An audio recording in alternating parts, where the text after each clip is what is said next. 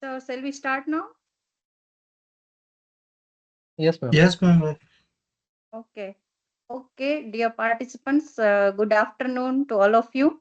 Myself, Deepa Kantaria, I am working as a lecturer in Electronics and Communication Department, AV Parekh Technical Institute, Rajkot. As we all know, today our expert is Dr. Dipesh Kamdar, sir. Sir, it's my honor to welcome you in this FDP, and we welcome you by AV Parekh Technical Institute and all FDP team. Okay, ma'am. Sir, Uh, sir, I would like to share your profile. Is I know your profile is very strong, so I will not explain each and everything, but I will try to brief it. Uh, Sir is renowned academician and researcher in electronics and communication engineering, and sir is having more than 20 years of experience in academic and industry as well. Sir is currently working as assistant professor in VVP Engineering College, Rajkot. Sir holds PhD degree from JJT University, Rajasthan, and sir is having master in communication system engineering from LD Engineering College, Ahmedabad.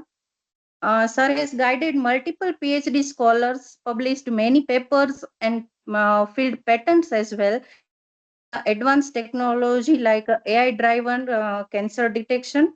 So his dedication to mentoring, research, and innovation is truly inspiring. Let's warmly welcome to Dr. Dipesh Kamdar, sir, and look forward to his invaluable insight today. Sir, welcome you by FDP team and Aviparek Institute. And over to you, sir. Thank you, ma'am. So I'm just keeping my camera off, so there will be a less streaming happening here. Before we start, I just want to ask if somebody is doing the PhD, they can just write down in the chat box about their brief um, about their PhD topic in a 1 or 2 line that I'm doing the PhD on wireless sensor network or something. It will be useful for interactions. So if somebody don't want to disclose it, it's okay. If somebody can disclose it, you can just write it down. And one more thing is that if as I don't know, this is the last day of the session and somebody might have the explain the few tools already to you. So just tell me that these tools we know, so we can skip that tools. Okay, sir. So first of all, I would like to thank Dr. P.P. Kotak sir, Professor Dalsania sir, and Bhatt sir for inviting me as an expert and the FDP. Basically, today we are going to talk about. Am I audible clearly? Yes, yes, sir. Yes, sir. Okay. So today we are going to talk about the some advanced AI tools for educator. As I joined a bit earlier, I have listened the answer that how to use the chat GPT properly for the generating the PPTs. From that I have joined. So I just come to know that a few tools might be already known to you. So today our outline is to learn something about AI tools for researchers, AI tools for workspace, AI tools for text to image and video generation, AI tools for image to caption and text extraction from the image. And if time permits, we will learn something about deepfakes. So not wasting much time, we are moving to AI tools for researchers. We are going to talk about the 6 tools. So first tool is Research Rabbit. Now, Research Rabbit is a research platform that enables you to discover and visualize the relevant literature, and scholars creates the alert for newly published papers, shared collections with the colleague and the world, and so many more things. So let me show you that what's happening there in the Research Rabbit. This is the time anyone have shared. Any topic? PhD in microbial epigenetics. So I'm just I think two or three topics are there, but I have selected the Jyoti ma'am's topic.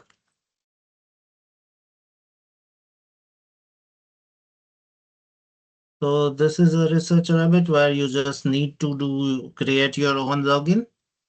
It's a free tool, so you just need to create your account and you can use it.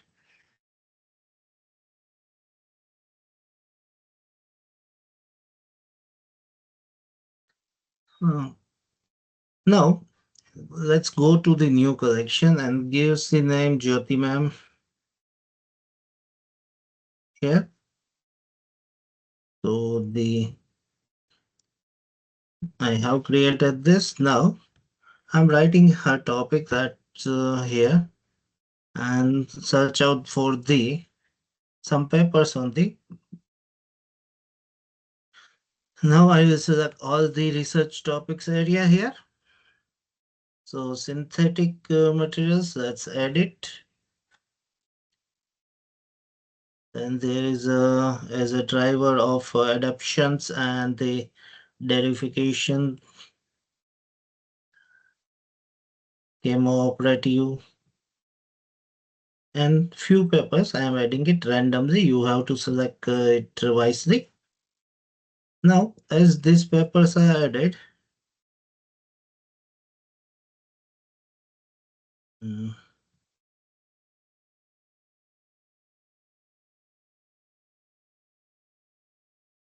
I have added these papers. Now, if you see the screen, I have found out I have added something around 6 papers and I have found out similar works of 2,534 students. Let's find out what they have done. So there are this many related papers that we found out. Now I can select all or I can just use the filter. So all these papers, how they are connected is, it is showing me that. Now from this paper, you can have your literature ready. So I'm just downloading all this together in the CSV file. And you can see all this paper now is available with me with its DOI. As you are having the DOI, you can just directly download it, the papers, and you can utilize it as per your requirement. So let's try to download one. We will use it later on.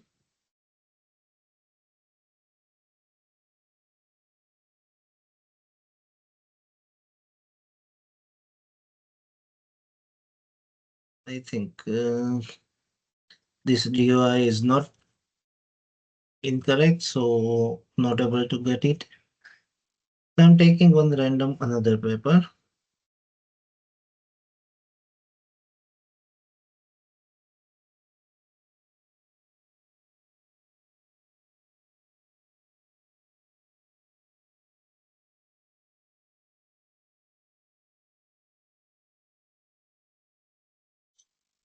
So this is the paper, we can have it.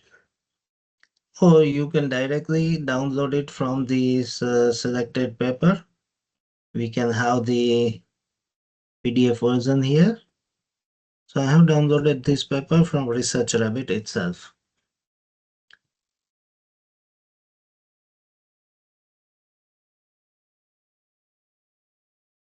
Now, as you say that this might be a relevant paper to the topic of Jyoti ma'am, and we can have this easily available. So no need to search out for the total papers that is available. Now we can filter out this that we don't want a too old papers. So you can just filter out that I need a paper of before not before the 2016, then you can just filter it out. this is how you can have your all the initial first research. Once you select the topic, you have to read the plenty of papers, but uh, which paper is useful to you or not useful to your topic, that you can decide here. There are 50 different theses available on this. So there are somewhere around 50 persons already have done PhD near to this topic, and the thesis is also available.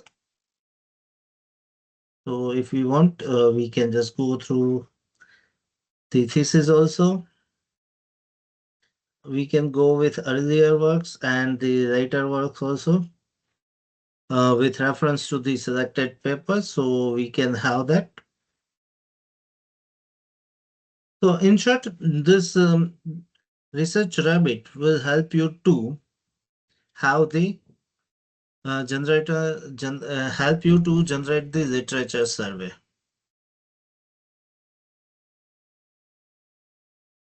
Just saving this paper for later utilization.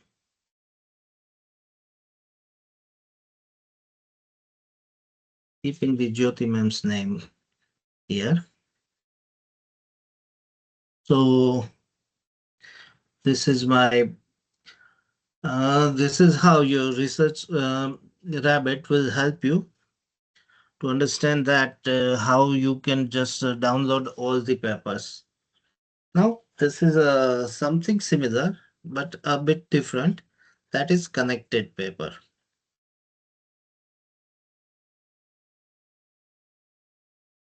So it will help you to connect the papers.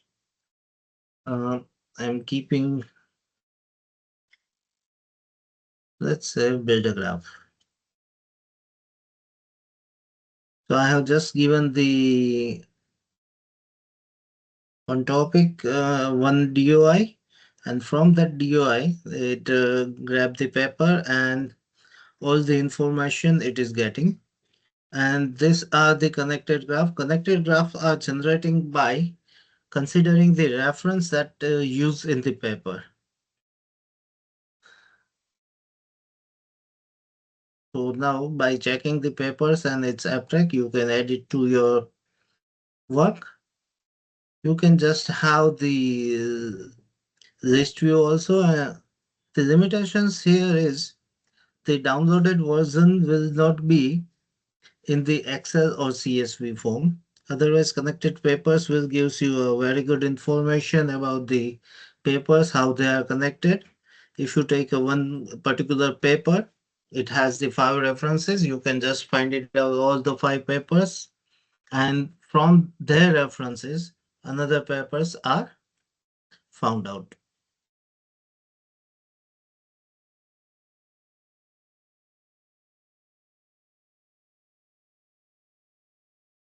So this is about connected papers. Now there is another AI tools named Trinka. It is designed to help the academician and technical writers. Trinka checks your writing, not just for grammars, but also for the advanced writing needs that are critical to effective communications. So let's go to the Trinka.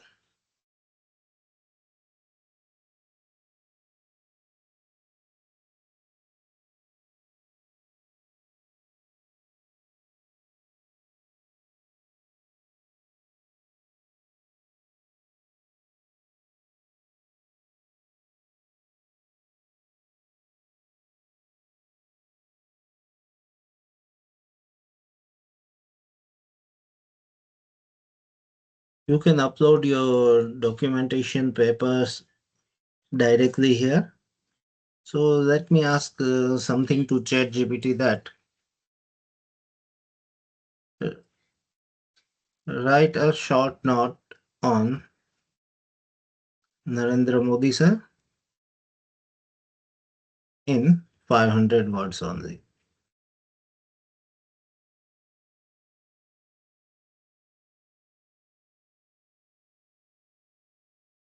Now let's see, this is also AI generated text. Now I'm just copying it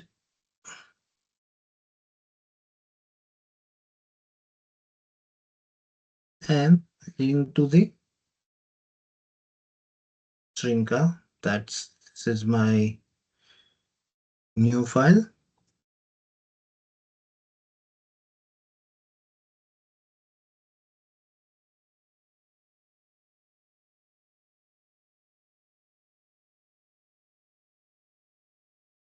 And now it will find out that this many corrections are needed. So whatever you are getting from the chat GPT itself, it's a AI generated text. Then also there is a grammatical mistake if there is there, or some of the things they are suggesting. So just by clicking that, we can modify it and it will get corrected. Now, once you do that, again, if you have uploaded your files here, so I have already uploaded one file.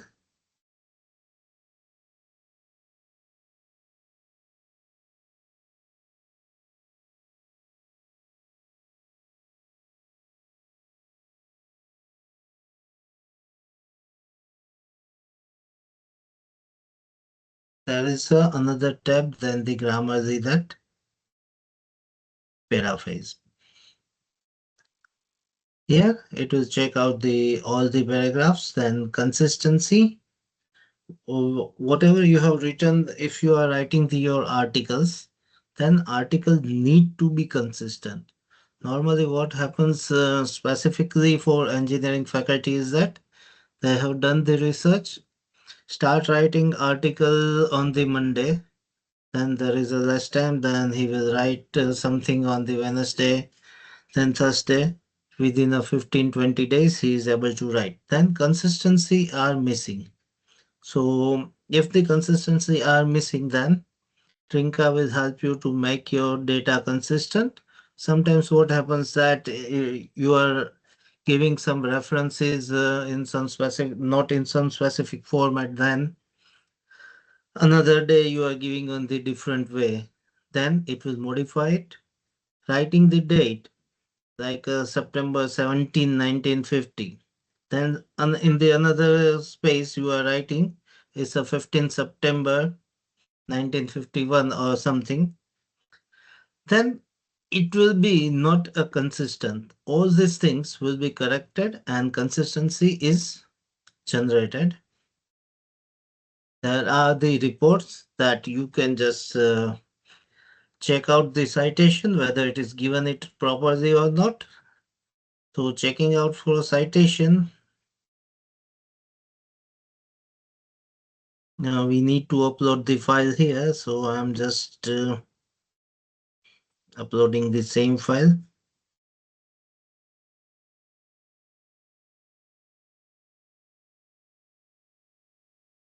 Check citations. It will take some time, but it will do it.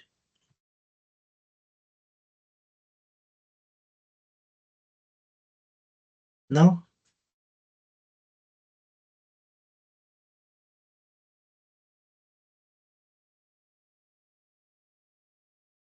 this is a report generated for citation.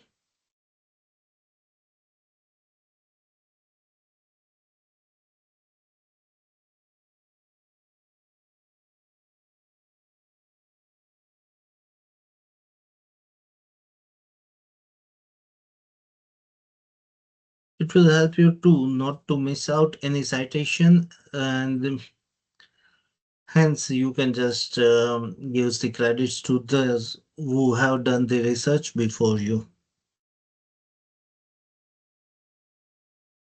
It might not be still generated. So I'm just using the sample citations. So it shows me that 10 high risk, 29 medium risk, 1 low risk, and 15 no risk citations are there. So this is how you can add your citations here. Then plagiarism checker. You can just it is not available here, so we will do it from the another website. And the journal finder, if you have your paper ready with you, you can just find out the good journal to publish it. Basically, this is not the tool where you can find out all the good journals, but there are a few other tools also where using which you can find out the better journals than this. But for checking the grammar and consistency, this is very good tool.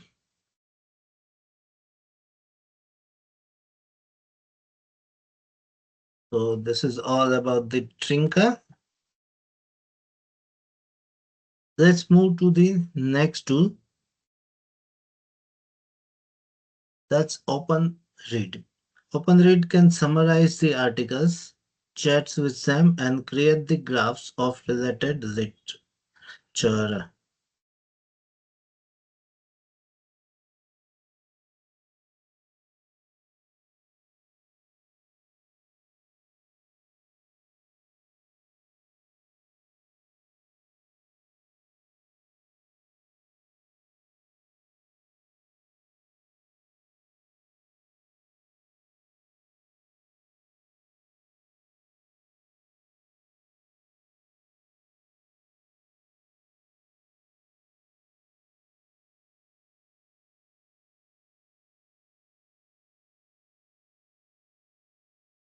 So you can just write down that what's going on new.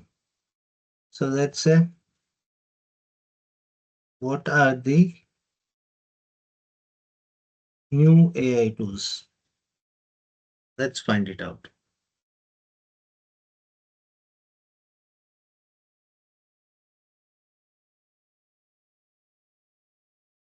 So these are the papers which is get published by the different researchers, and we can just utilize it for this is what, and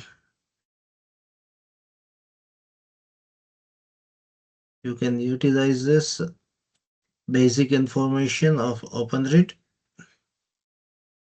It will summarize this paper if you request one, or you can just we have downloaded one paper here uh, on the topic of Jyotirmam, and let's try to read it out through the OpenRead.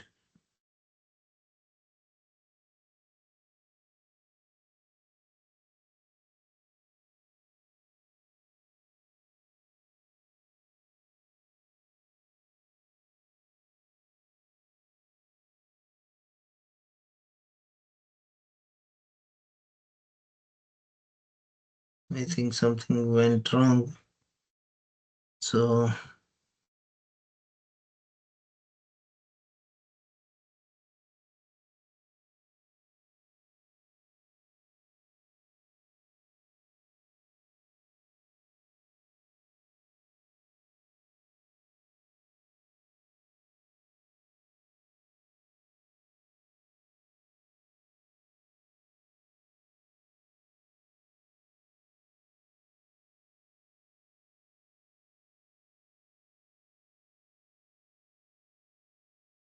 go to the upload and upload your PDF here. So we are dropping the file here.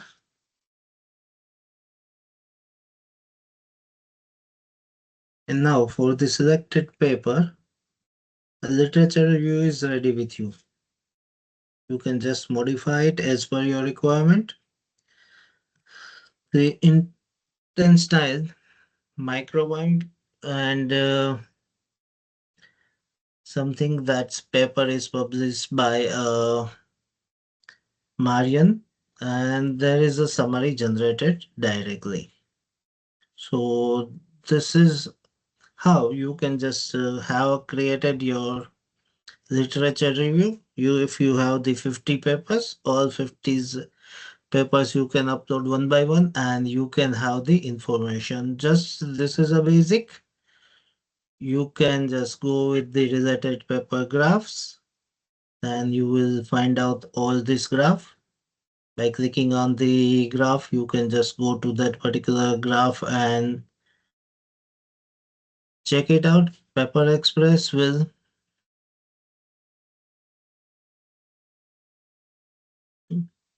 gives you the summary in some specific manner, like a background of studies, research objective and hypothesis, methodology used, result and finding.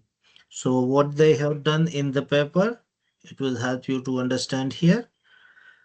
You can just go with any one of the methods of the either paper espresso or basic information to generate your literature. Just one thing is that whatever it gives you, you need to read it once thoroughly before you directly utilize in your thesis or your dissertation. So that's all about the open read. It helps you out like this. Moving to the next tool, Kite. It's assistant conversational tool made for a Skype that let you ask the question in a simple language and get the answer backed by real up-to-date references. So let's check it out how it helps you. Skype.ai. This is the time if you have any queries, you can just drop it into the chat box and we'll discuss on that.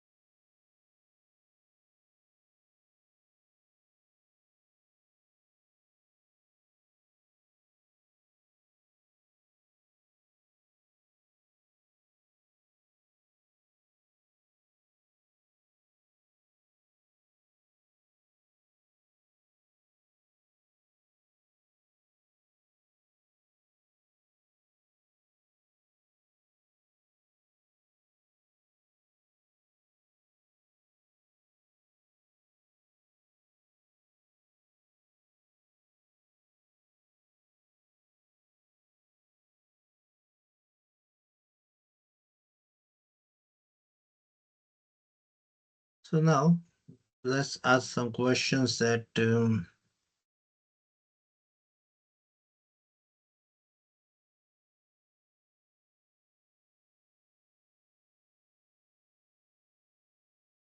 same question. What are the new tools with AI?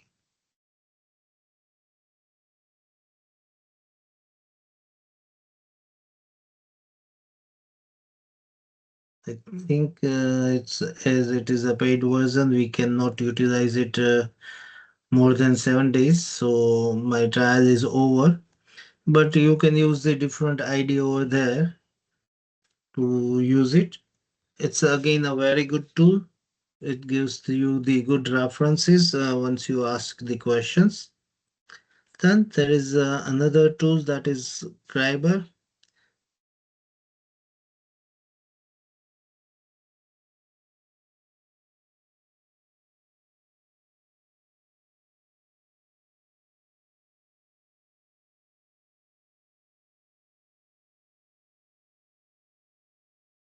So what basically Scriber do is it will help you to generate the plagiarism. Then AI detected text. As you know that already that's a AI detector. I am pasting here the text that we have copied from about the Narendra Modi sir from the chat GPT. So and I will ask for detecting the AI. It has the limitations of 500 words. So it will find out that it is 82% AI generated chat. As we have modified the few things using the Trinka, 18% text are now becomes human written. Again, let's take something from ChatGPT.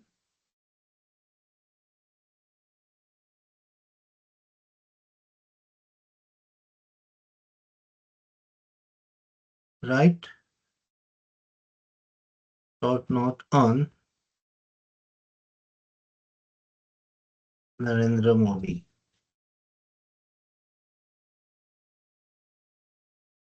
I'm not copying everything, just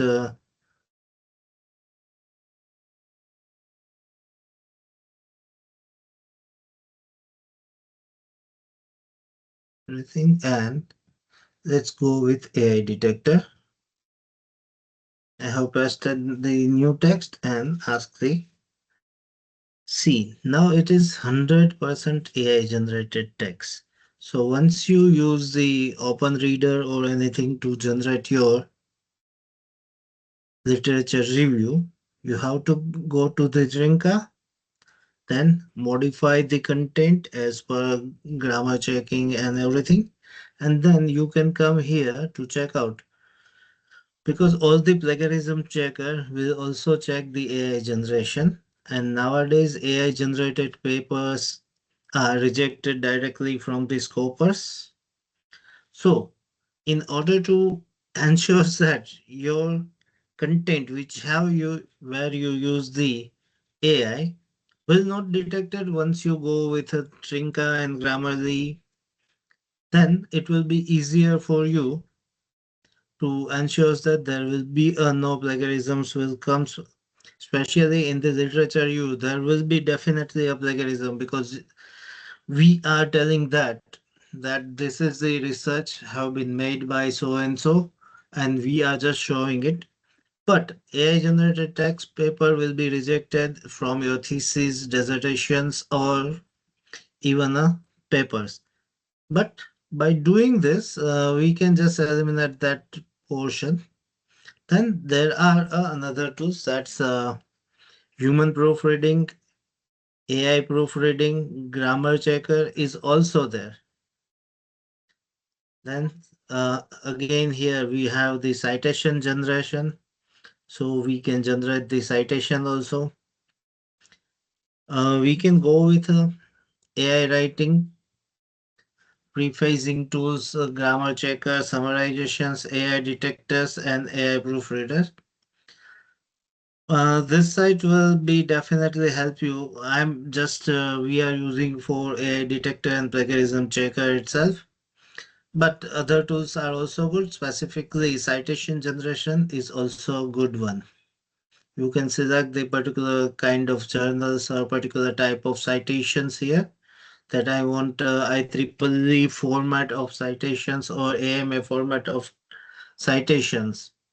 So it will help you out in that way.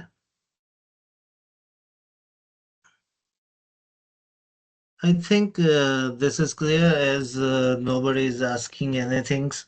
So all this free or paid version, most of them are free and some are the limited time period tools. So basically, you can just go with the tools or use it for a limited time period. Then use the another ID.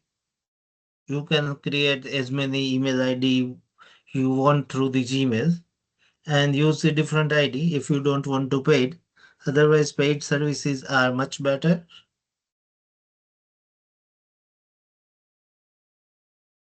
Yes, so this is all about my 6 research tools. That's Research Rabbit Connected Papers. This will help you to find out the topic related papers. You can just filter it out from the years you want, that last 3 years papers or last 5 years papers. From that, then generate the literature review using the OpenRead, modified through the Trinka. Skite will help you to have the some question answer related on that particular topic that this particular things is included or not. You can find out, and Scriber will help you to check out your plagiarisms and AI detected text. If it is found that too much AI detected text there, then again copy that and go to Trinka, modify it, or you can just go through the Grammarly or Quillbot for the same, and you can modify the ways of writing and it will help you out. So there are other few tools which might help you out. I'm not discussing all this, but this is help you. PubMed, Google Scholar, Elicit. These are the search tools where you can find out the different papers. Knowledge map on the lit maps for writing or improving the quality of writing. You can use Grammarly and Quillbot, especially when there is a you can detect the plagiarism. Go to Quillbot, copy paste the text, modify it, and you have the same meaning text, but in other words, active passive. It will change, and hence it might be help you to survive from the plagiarism.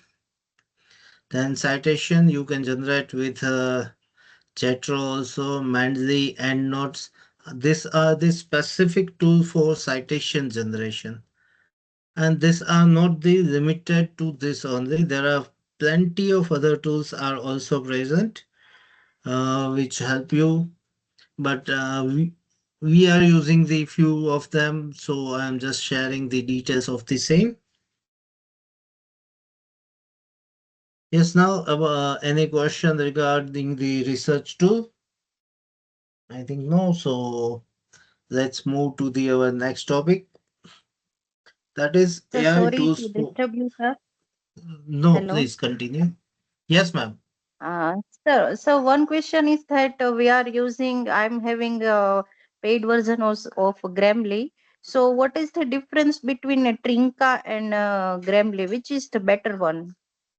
Definitely, whichever the paid versions are there, might gives you the better results. But Trinka, not only checking for your grammatical mistakes, but also corrects you in such a way that you are survived from AI generated text as well as plagiarism. Okay, sir. So basically, I'm not using the Grammarly anymore. We were using it 5 years, 8 years back. Nowadays, we are using the Trinka. Okay, sir. Yes, anyone else?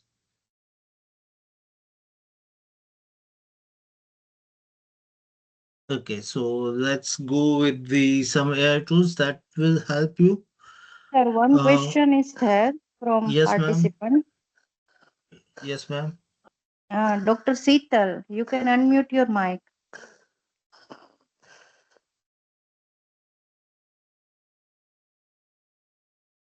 Yes, Dr. Yes, Sheetal. Dr. Seetal, he has raised his hand, so that's why. Okay, she might not be able to. Yes, sir. You can continue, sir. Okay, grammar. Somebody is saying that Grammarly also have the AI detector. Surely it might be have, but we are not using nowadays Grammarly much, so I don't know more about the same. Thank you, Kavisha, for sharing this information also. Now, as we are the most of us are as lecturer, assistant professor, professor somewhere, and this is our daily need to make a presentation, pitch presentation, chat, PDF, chat document, and Excel formulas. So, these are the tools which you are, which help us to make the presentations reading the PDF documents and etc. Let's go one by one that how it helps. First is sitesgo.com.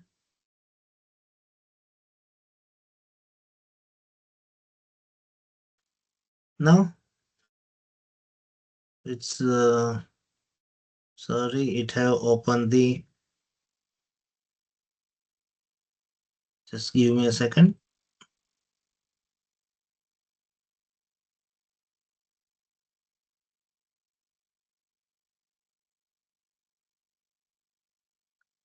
It has opened the chat PDF instead of Sitesgo.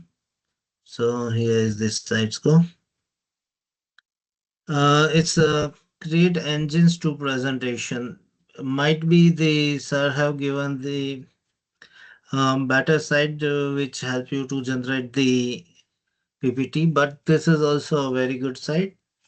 Let's ask him to for that's generate AI tools for educator.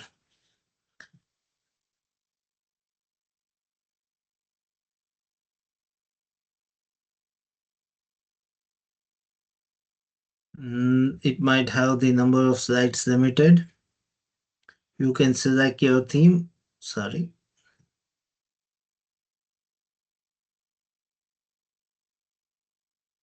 You can select the theme from this colorful, geometric, professionals. Let's select one theme and generate the presentation.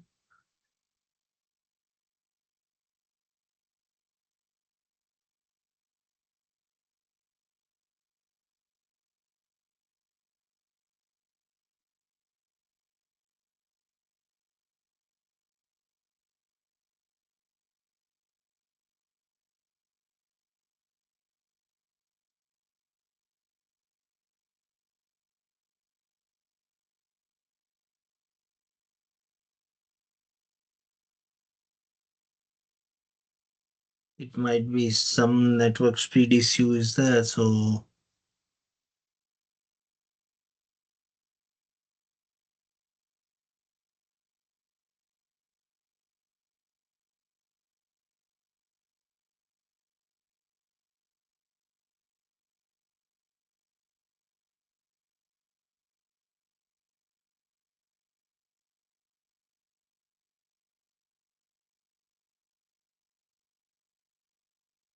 it's still loading. Another one suggested by sir is Gamma. Gamma is also another good presentation maker.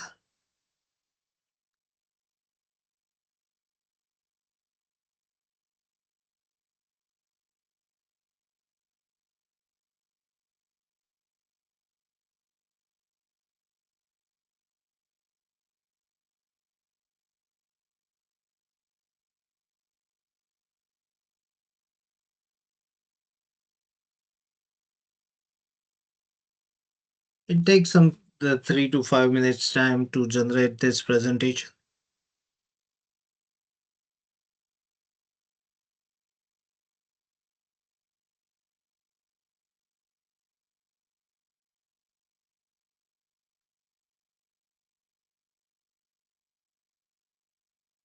And say this is our presentation is ready.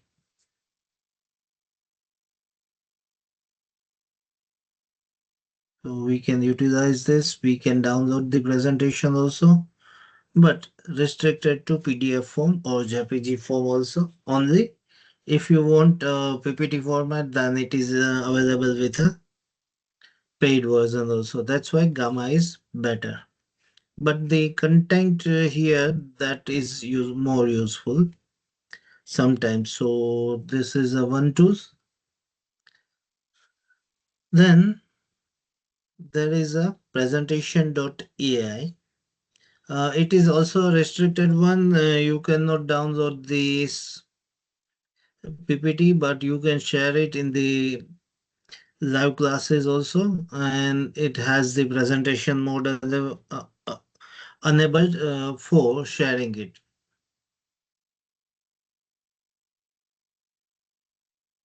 So let's start from the idea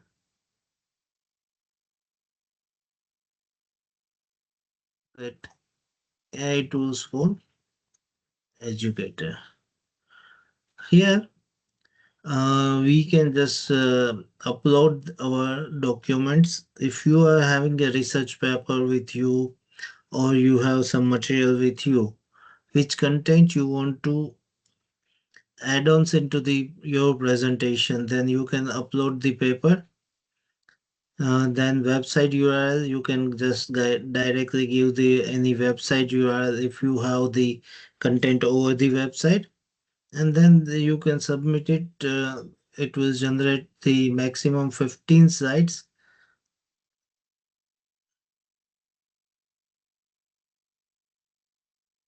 So my credit limit is over, so it not allows me.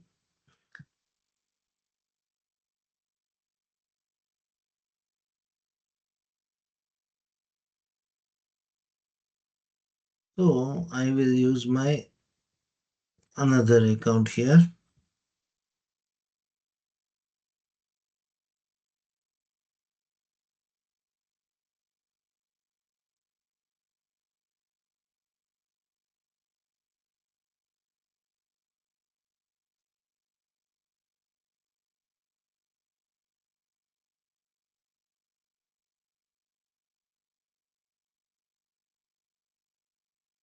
It will take a few minutes to generate the slides. It has a very good combinations and the content are well placed to generate your presentation.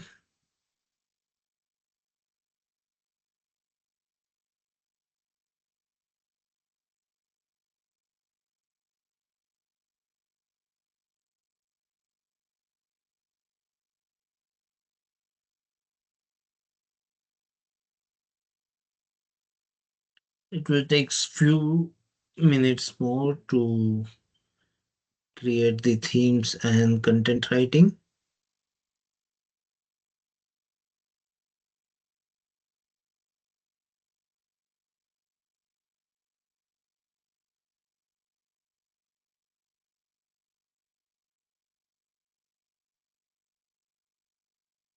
So now it's ready for presentation. I can just play the slideshow.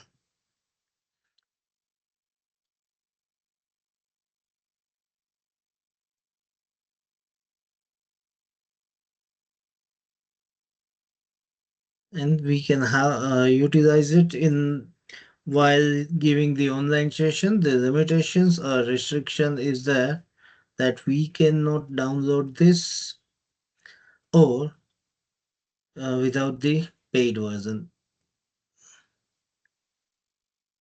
So this is the two tools which helps you. A few more tools are available which is directly enables you on the Google slide. Once you edit on the Google slide, let me show you.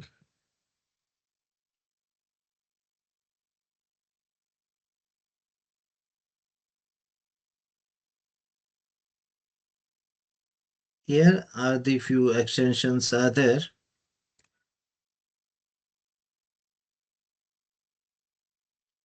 These are the few extensions which help you to generate the PPT. You can use the AI slides, create presentation with AI chats, uh, GPT for slides, magic slides. I'm using the magic slide now. Here in the extensions, you can find it out and edit it by yourself. Let's give the topic AI tools for educator. Now number of slides limited to 10, so I will ask him to generate all the 10s. Few settings are there that you have to look into the credit expires, not available, change the account.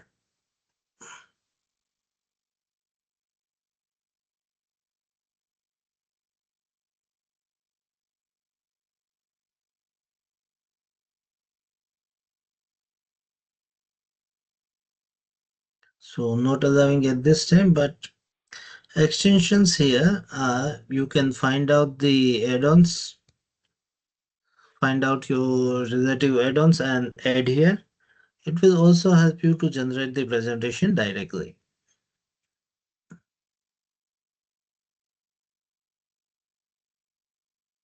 Then speech presentation. Nowadays, there are plenty of students are doing the startups. So for specifically for the startups, speech presentations are generated with the pitch.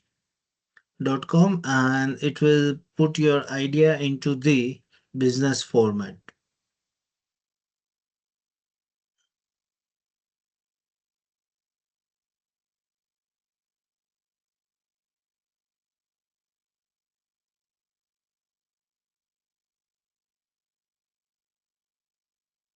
So most of you are having the SSIP grant, and plenty of students are coming with a different presentation. You can just suggest them that use this speech presentation, and they can have the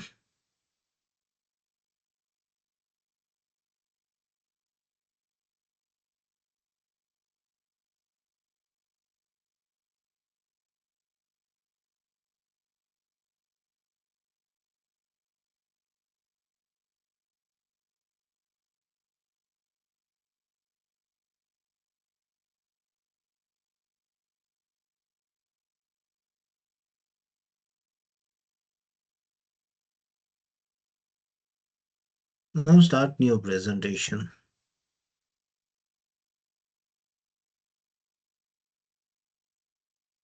Start from blank or starting with a AI.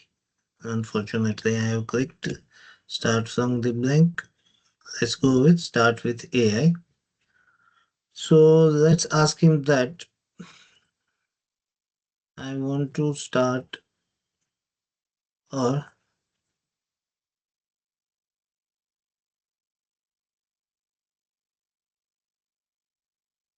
sorry, mm, ice cream making business.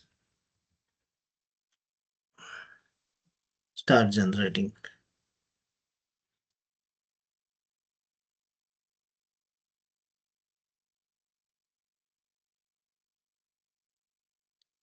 So they have selected this sweet scoops as the name of the store, that it might help you. Then ice cream business success, and your PPT is ready for presentation. The good thing is you can edit it as you want, and you can download it as per your requirement. But it's basically its theme is for pitching presentation, so not much helpful for uh, any specific topic that is not related to the business. Like if I want to make my presentation of AI tools today, pitch.com will not help me. It's just for pitching the idea like this. And my next tool is something that Chat PDF, and Chat Doc is almost similar tool. So we will use either Chat Doc or Chat PDF only. So I'm going with the chat with any PDF. You can upload your PDF here and you can chat. So what I have done is this is a Jyoti ma'am's paper we already downloaded, and I am uploading this on the topic of Jyoti ma'am, not Jyoti ma'am's paper, sorry.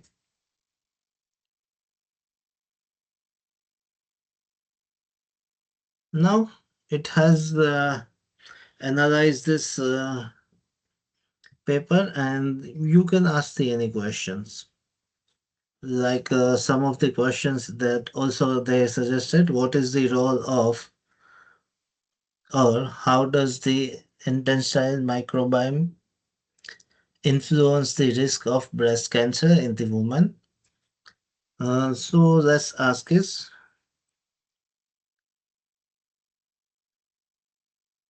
uh, which are the references used from the year 2015 and above? I don't know the publication year.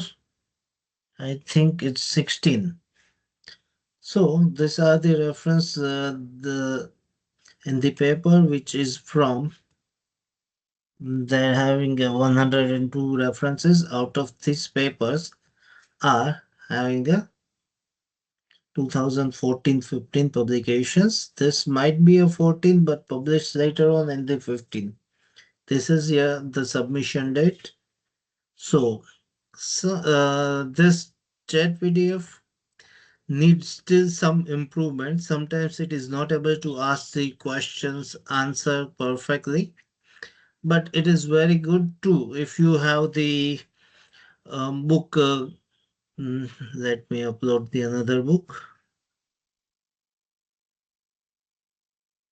This is the ML book. I'm uploading it, having somewhere around 700, 900 pages in that.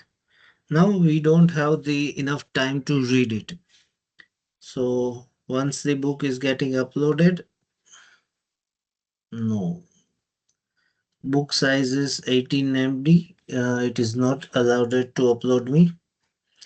The chat PDF has this some limitations that it can work with somewhere around 25-30 MBs per uploading and maximum 2 PDF per day you can upload here in the free version. Then you have to use the paid version. But 2 PDF per day is also good enough to ask the queries. ChatDoc is very similar tool where you can upload your documents and ask the questions.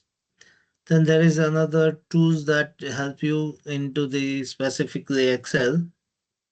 Sometimes this happens that we are not very much used to program into the Excel. Many of you might be there who can doing the programming in the Excel easily. But this tool will help you. It's not only for the Excel, but it has the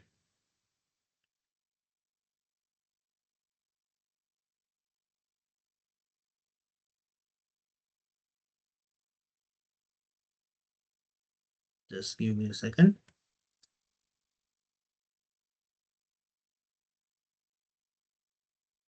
It has the AI chat, formula generation, script, SQL generator also. So let's go with a script generation where it can write down the program for your particular VB, app scripts, even a Python script, JavaScript also.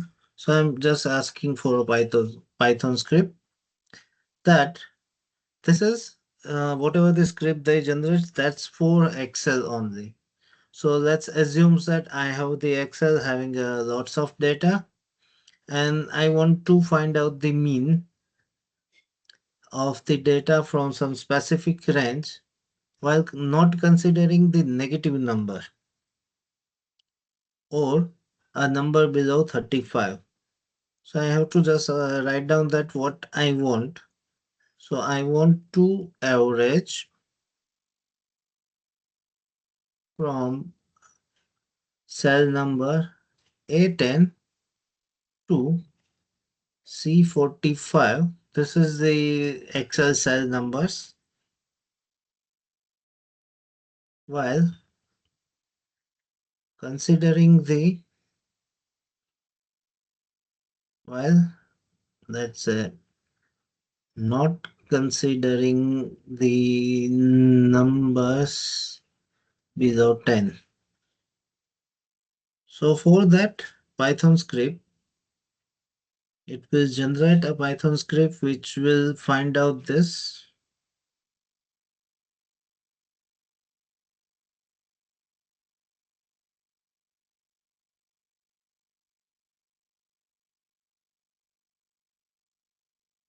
Okay, now it is getting generated.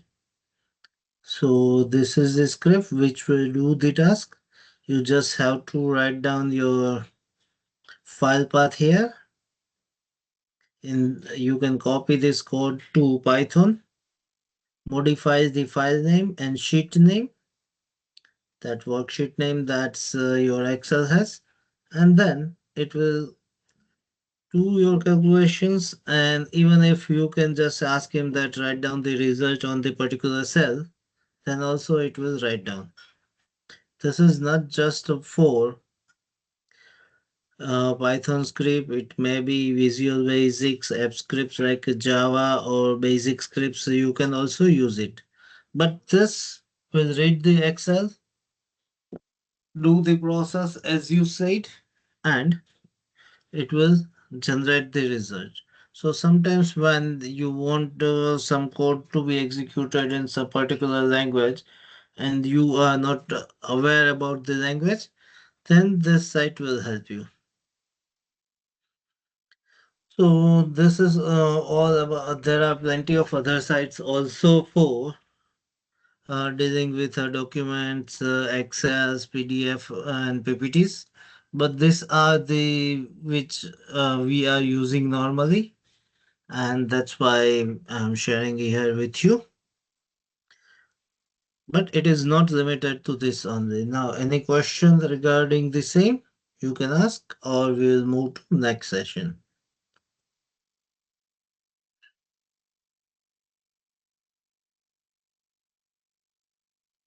Yes, any questions?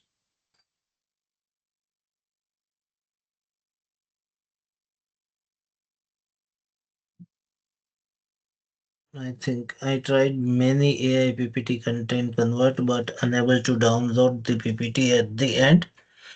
All are pro-oriented only. Sorry, only. Please suggest us the free PPT content creator. So basically, the good PPT content creators are normally having a paid version. Few of them are free versions also, like already sir suggested the one. But you can just use the Google slide and add the AI tools there. It will help you to generate that presentation directly, and you can download it in the PPT format, modify it as per your requirement. Otherwise, these tools I have suggested, it will help you. See, sometimes the graphics or animation content, if I gives you all the content here, in for your PPTs, then also the animation that AI can generate it. That takes a lots of effort and time from you. If I gives you only 5 slides from the of any presentation with all content ready, then also the animation that's AI tool can generate, it will take minimum 5 to 10 hours of someone who are having either basic knowledge of PPT generation, or I can say some not expert level but moderated level knowledge of working with the PPTs will also take 5 to 10 hours, because you have to give the animation to each and every content and those. This is not basically we don't have that much time, so use these tools for generation of your documentation and presentation while working with the Excels. Now, some of the tools that's moving to the next, that AI tools for text to image and video generation. So these are the tools. It's really some of the great tools. So I'm starting with the Adobe. Most of you nowadays, the next young generations are using the tools more frequently than the us, especially who are addicted to Instagram and Facebook. They are using it more than us. So basically, I'm just showing the few good tools that sometimes I am using also.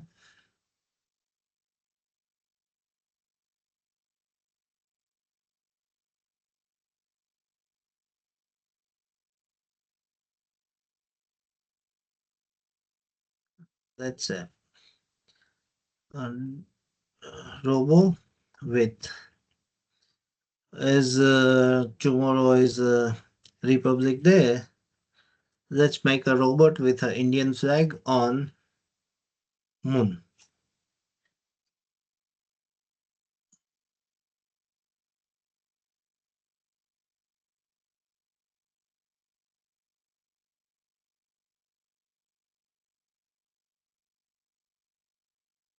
So it gives me a 3, 4, 5 images, out of whichever I like, I can download it. So all these are very similar sites having the different features and different aspects of generation. Uh, the way you define it precisely, it will gives you the whatever you want. Some of them are free with unlimited versions, some of them are limited to a particular number of strikes per day, and some of these are limited to a particular account having a 15 or 20 image generation credit. So these are the different tools that you can utilize. Let's go with the another one, Art Guru. This is also a good tool. Let's generate a tiger with Indian flag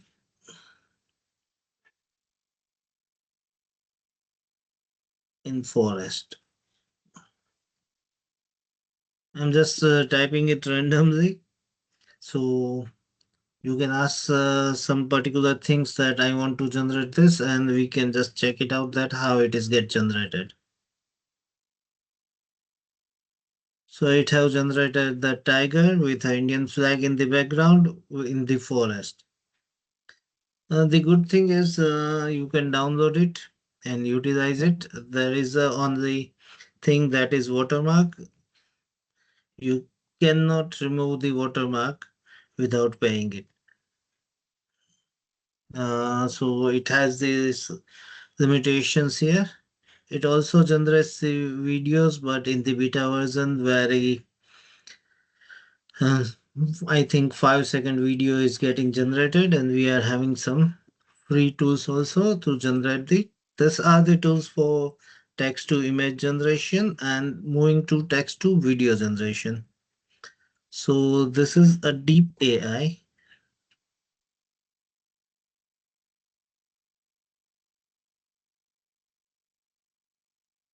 where you can chat with it, you can generate the image, but you can generate the video also. Let's say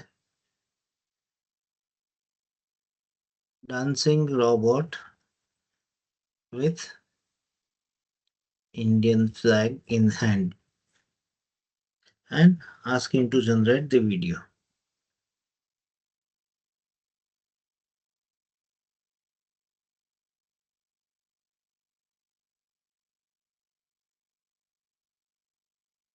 So it is preparing, it will take some time. Now it has generated. Only 2-second video is get generated. And if you see that this is not the Indian flag in that, it has the just some flag in its hand. This is a very restricted and initial model of this. In the paid version, you will.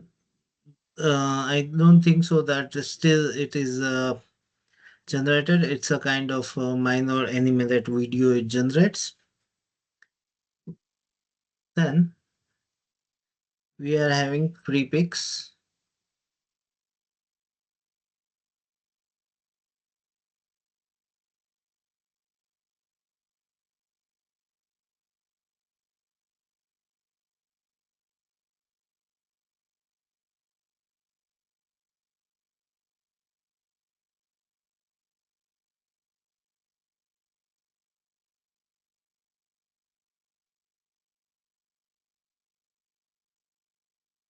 Again asked to generate the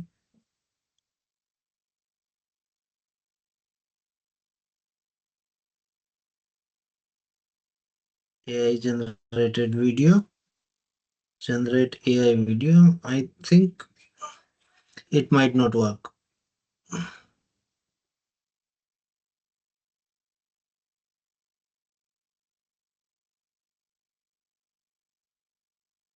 So let's create it. आवाज ओछो कर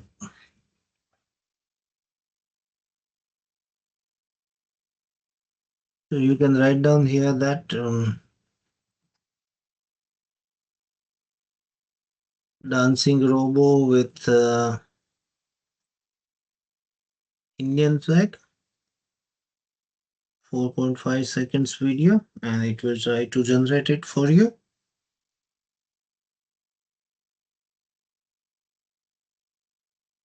You can select the mode, style, particular effect that you want.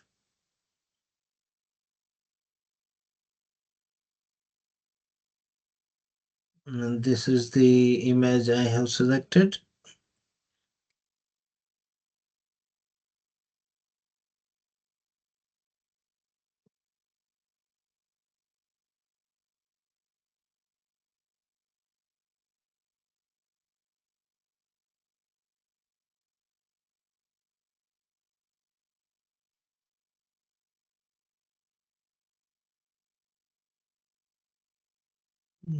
Sorry, something went wrong, and it's I'm not able to generate the video with this tool, but you can just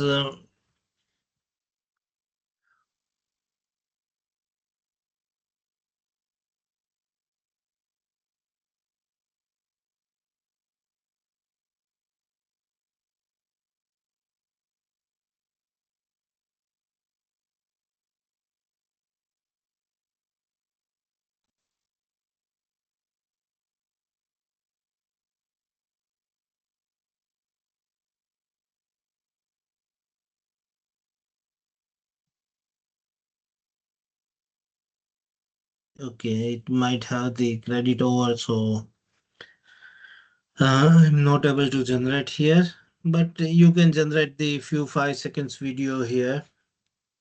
Then Art Guru also is there. Then Zackscript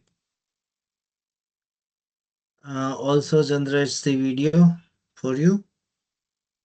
But these are the still in the initial modes, and the generation videos are either limited to some very small contents.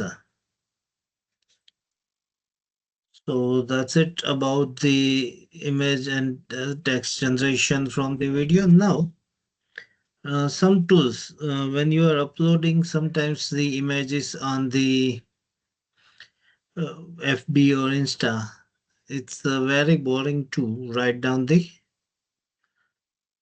captions. So these are the tools which generates the caption from the image, and if you give him the keywords, it will generate the better captions.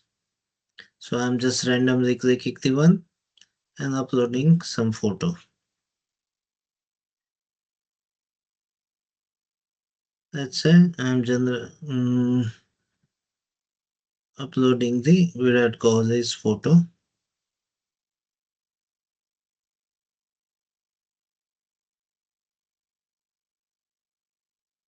This is just for, but I'm giving the hint that India wins World Cup and generate the caption. So it will generate that captions related to this image. You can upload the proper image. You can write down here.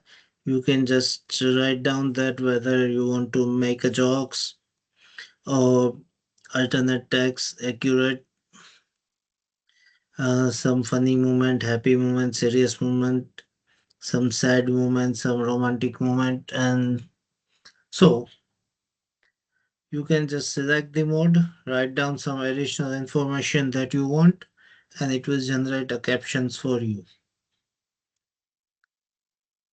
Let's download that image. India winning the World Cup. Going to the image section, and this is you have. So let's download this image, which is published by Types of India.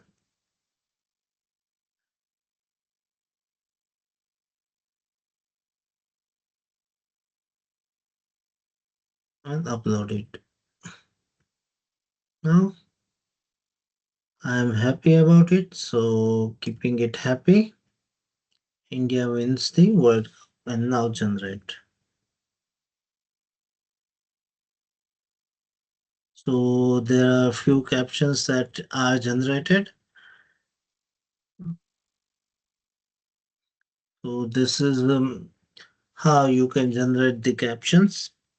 Sometimes you are downloading something from the internet and having the text content in the image format. So how to extract that text? So for text extraction from the image, we are having the image to text info, another AI tool.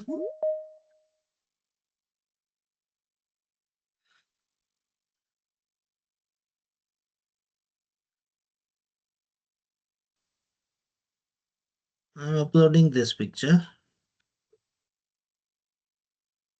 and convert it. So it will find out what's written inside this and convert it to text.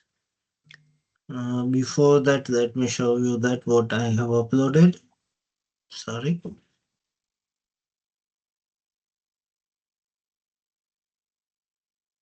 This is the things which we have uploaded. So action, copy, desire, articles, blonde, plenty of text is there. And now let's check out.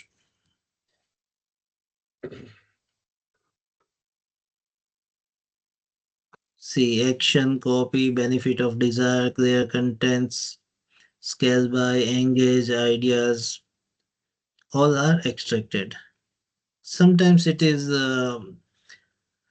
if it is written in the some artistic way, it is not able to press out in the text format, and sometimes has the spell mistake also, but most of time it is accurate. I can say that 98-99% accurate, and it works with the artistic images also. So if our downloaded content in the image format, then we can convert into the text and just after that reformatting or copy pasting it to Word or Notepad, we can organize it and just go for spell check once before you use it, because it has not 100% accurate text. So that's all from the working with the images and videos here. Now, can I know what's if time permits, we can go with the deepfake. Mm, yes, we are having a few minutes time. Sir, actually, we are going to start our next session at 5 o'clock. So we are sorry for that. Okay, so basically, I'm just not showing the demonstration, but just before going to that, use the diff facts in the good manners only. There are a few you can utilize it in the harmful ways. These are the tools for face swapping in the images and face swapping in the videos. Video face swappings are having a good results in the paid version only. But these are the few tools which is at the free version available, but limited amount of video. And now, most important question: where do I found out this all AI tools? So this is my last slide. I like this two sites website where I can found out all these tools. Sorry, something went wrong. So I'm just showing it directly. AI Exploria. This is the website. I can just not able to show you all these things, but giving you the resource from where you can find out. This is the image generation tools. It is gives you the category wise writing with the SEO, and this all are the categories having the plenty of tools inside that. And similar way, you can just go with the insider AI also. With this, as time is not permitting, I am concluding the session here. Thank you very much. I'm stop sharing my screen and I'm still here to answer your queries. So not wasting much time. Within 2 minutes, if you are having questions, you can ask. Deepa, ma'am, we can address one or two questions if the participants have. Okay, so I'm here only. You can ask the questions if you are having any.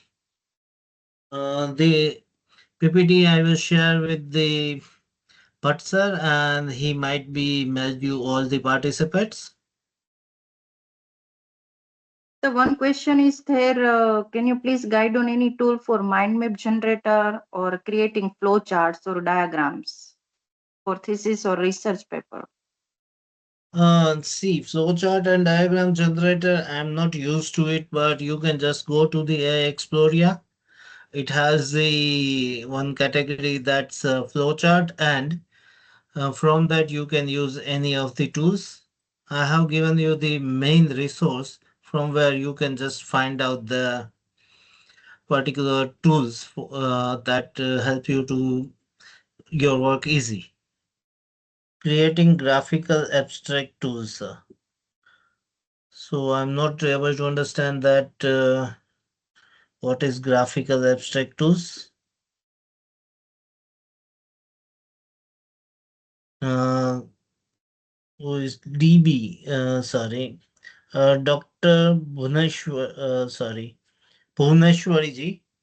You can just unmute yourself and can you elaborate this?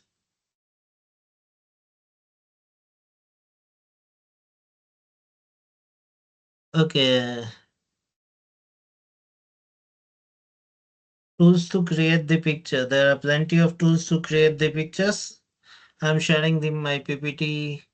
Uh, Sir, can we share the PPT here directly or I will send you and you will share? You can share us, sir. We can share in a WhatsApp group. Okay, so I will send you. You can share it in the WhatsApp group and I think it allows me to share. No. How to share it? I don't know. So I will Yes. send you, sir. You can Yes, just yes. send Yes, it yes. to the participants. Sure. Any further question?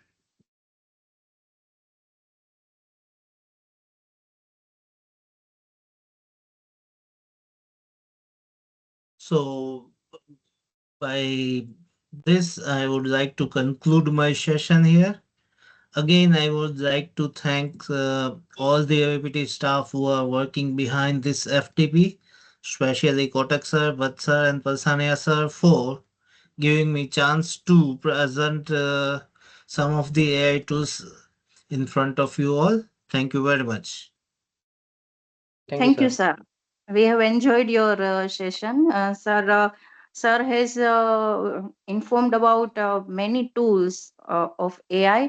And in the start of the session, sir asked us that some of the tools maybe some other expert has informed us about. But sir, I want to inform that all the tools you have informed about are all the tools are new to us, and we enjoyed and learned very much things from your session. So thank you very much, sir, for your Thank you, ma'am. time. Okay, sir. Thank you. So with this, I am leaving. Thank Yes, you, yes, ma'am. sir. Yes, Yes, sir. thank you. Yes, sir.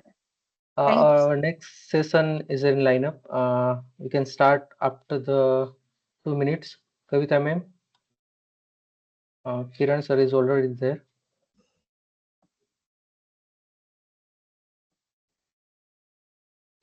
Hello, good afternoon, everyone. Good afternoon, sir. How are you doing? Fine, sir. Fine. Nice to meet you, sir. Same here.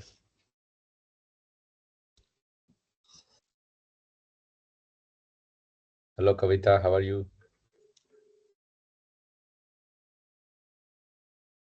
You're muted. Hello. Okay. Yes. Sir, 2 minutes. Huh? No problem. Okay. Check your setting option is enabled. I'm not going to present anything. I'm going to just have an interactive one, but I will share my screen after that. Okay, fine. Okay, it's okay. We can start our session in a 2 or 3 minute break. After the 2 minute break, Kavita No madam is already online. So No problem. okay, sir. So today is the last day, right? Hello, I'm audible. Sorry, there was a disconnection. Yes, I can Good see. Okay. evening. Yes, Good sir. It's afternoon. the last day and last session. A very warm welcome to you, sir. Thank you. Good afternoon again, everyone. Uh, Before I hand over the session to our today's expert, Dr. Kiran Trivedi, sir, I would like to introduce him. It's my privilege to introduce our distinguished speaker today, Dr. Kiran Trivedi, sir, an associate professor of computer science at the University of Wollongong's Gift City campus in Gandhinagar, Gujarat. With an impressive academic journey spanning 28 years, Dr. Trivedi has been at the forefront of teaching undergraduate and postgraduate students in both India and United States of America. He has previously served as an associate professor for data analytics engineering at Northeastern University, Seattle, and a professor at Gujarat Technological University in India. Dr. Trivedi holds a PhD in human brainwave analysis and the development of communication devices and has been a pioneer in cutting edge research on artificial intelligence, edge computing, and deep learning. His work focuses on AI enabled embedded devices for healthcare and ICT. He is a globally recognized expert, having delivered talks at prestigious venues such as UNESCO in France, ICTP in Italy, SEE in Netherlands, Symbian in the UK, and the Georgia Tech Research Center in the USA. Sir has also collaborated with UNESCO and ICTP on a free book about mobile learning and was a global winner at the ITU WSIS Forum for Designing a Sustainable Future Using ICT. Dr. Trivedi's achievements include being named Nokia Developer Champion for his contributions to mobile technologies, receiving NVIDIA AI Research Grants in 2018 and 2022, and winning the Dr. APJ Kalam Innovation Award in 2017. He has published over 35 research papers, 2 patents, and multiple articles in leading newspapers. His teaching expertise extends beyond classrooms with his course on data mining for engineering, launched on Coursera at part of Northeastern University's MS program. He has also actively promoted diversity in technology, organizing ITU's Girls in ICT Day and championing initiatives for women in tech globally. Beyond academia, Sir is an avid cyclist, having covered over 20,000 kilometers, and a music enthusiast. His multifaceted contributions to academia, technology, and society make him an exceptional thought leader. Let us warmly welcome Sir to inspire and enlighten us today. Sir, please. Thank you. Thank you, Kavita, for a very long introduction. You could have cut short it. Okay. So am I audible to all of you, right? Yes, sir. Yes, sir. Okay. So good afternoon to all the participants. I can see around like 141 participants from, I think all the places from India.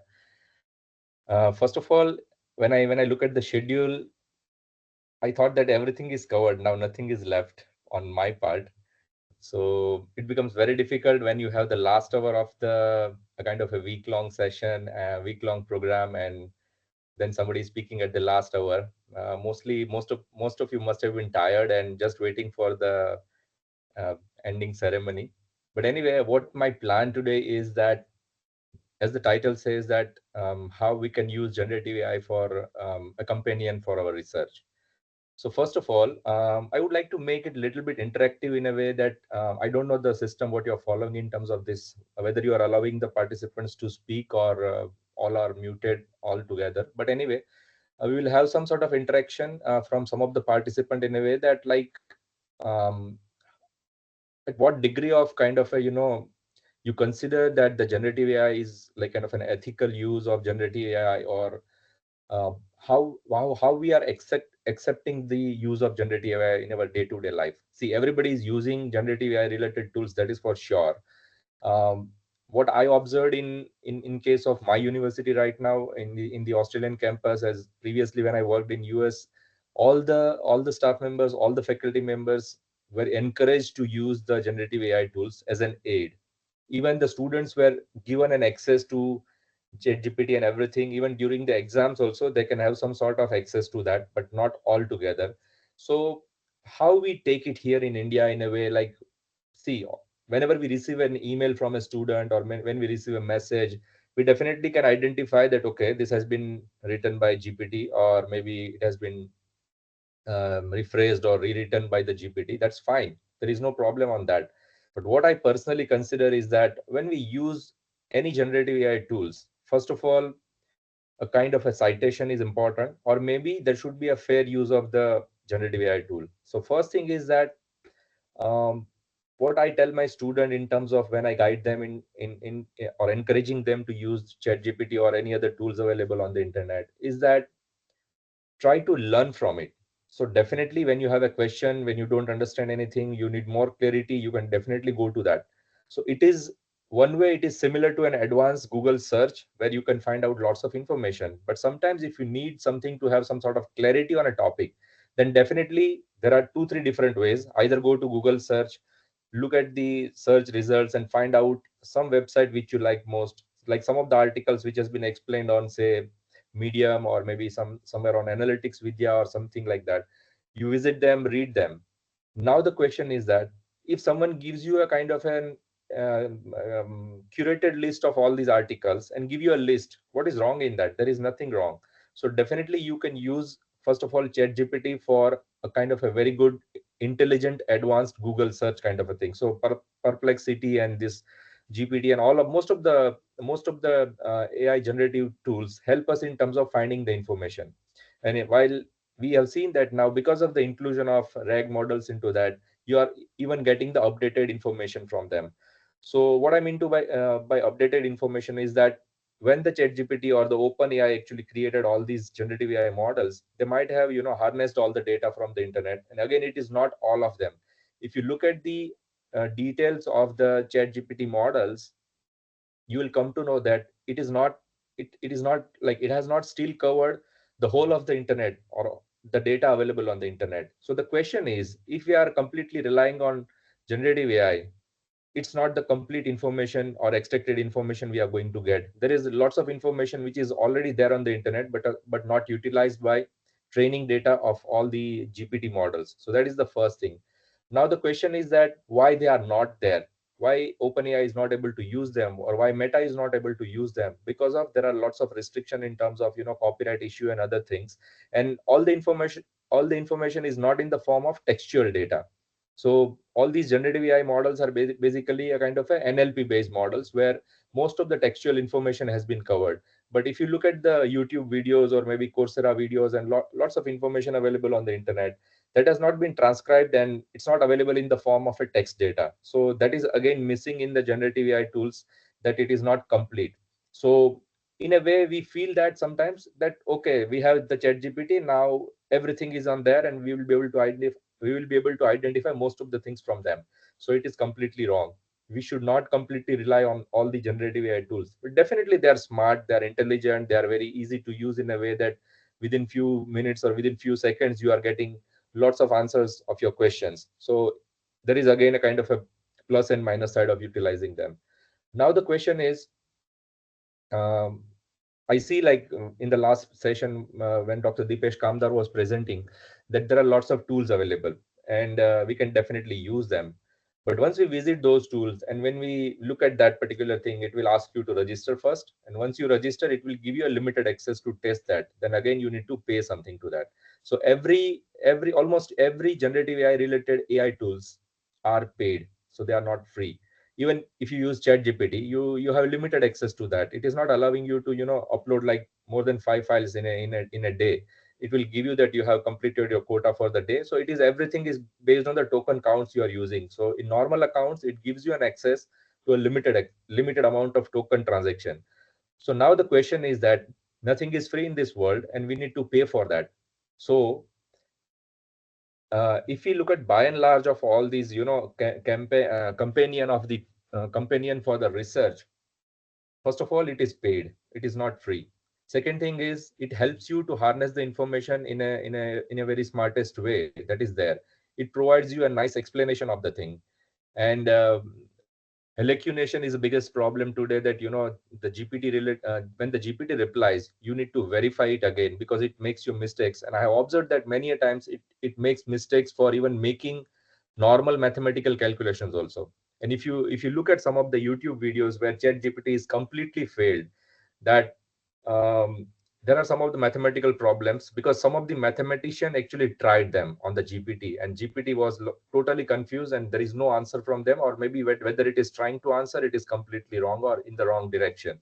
So do not blindly trust on all of them. For simple task, for simple question answers, and some sort of intelligence in terms of what is available, where mathematical implementation has been done, or maybe most of the algorithms have been incorporated into the generative AI, it is fine, it works perfectly well. But now as a primary user, we are not an advanced user. For example, we are simply targeting for a primary use of generative AI for our research. So how we should start? First of all, that is the first thing. If you have some files, you can definitely ask GPT to understand and explain that. Say, for example, take a book of linear electronics, and there is something related to H parameter circuit in electronics. You just take a picture of that and upload to GPT, and it will tell you that, okay, what is there, but you need to provide a very good prompt to that to understand the concept, how the H parameters are there.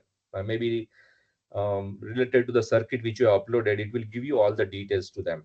But sometimes some of the illustrations are still not able to be understood by GPT. So whatever information we get, sometimes we feel that, okay, whatever answers we are getting is 100% correct, but it is not the case. Now if we look at the interaction with the GPT, sometimes what I have observed is that chat GPT kind of a tool, or perplexity, or what other tools what I have used so far, um, is basically trying to become a little bit biased about what we do converse in over a period of time. So for example, maybe I'm using this tool since last 2 years or more than 2 years, and I have a paid version for that. But what is the problem with that? That based on your interaction over a period of time, it tries to create a kind of a impression about you, and it will try to answer you around that only. So the memory, which is basically a kind of a long-term memory and the short-term memory in the GPT model, where the OpenAI server is located and you have your own account and there is a memory allocated to you, so whatever conversations you are doing, that is being stored over there. So if you understand the concept of AI agents these days, like yesterday only, I think Sam Altman announced about the OpenAI and operator kind of a thing about AI agents. So that is basically now implemented into ChatGPT also. So ChatGPT is not a simple NLP application now, but it is an AI agent which can do lots of tasks for you.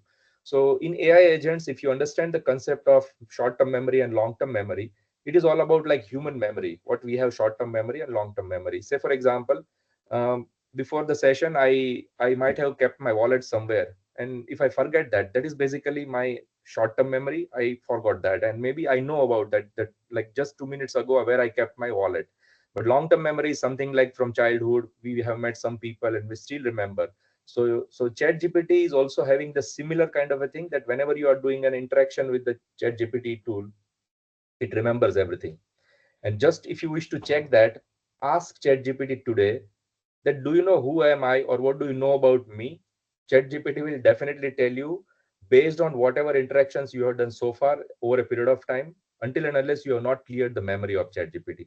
So it is very important that if you want to receive better answers from the GPT or better results from the chat GPT, it is very much important that you ask the chat GPT that you forget everything which I asked you in the past, or clear your memory, and finally it would be very well clear, and it will be completely deleted from that database or the data servers, and you will have very good answers after that. So this is also very important. So when we are using these tools, it becomes very important that we should know how to use these tools. That is also one part. Second thing is accessibility, a kind of a free and paid version. That is also very important, because we talk about all the tools, but we are not going to pay, because I have seen that in Indian rupees and in US dollars there is a price difference also. I think almost it is similar now, but previously it was that there was, if you are from India you need to pay a lot, but if you are from US it was just $10, then after it was $20. Now I don't know what is the price in Indian rupees right now, but I have my subscription which says that around $23 or $22 per month. So are we going to pay all of this? No, because every time whenever we see that there is a new app has come up in the market, and again it's a price subscription based model. So we talk about all these tools, but we need to see that which is the best one. And if you consider all these tools available in the market, most of them are dependent on Meta's Llama model or maybe OpenAI's ChatGPT model. So again, they are dependent on them. But it is better to create our own a kind of a private GPT for your requirement, and even you can train them, you can do fine tuning, and you can create your own. That is also possible. Even the ChatGPT gives you an option on the right side of the menu bar that you can create your own GPT based on your requirements. So for example, if you are teaching, say, satellite communication, and you might have, say, 10 different books, ethically you should know whether you should be able to use them and upload them on ChatGPT or not, but it will allow you to upload all the PDF files. You just upload them and create your own, say for example, satellite GPT, and then you ask all the questions. It will give you far better answers than the already trained model available on the OpenAI's website.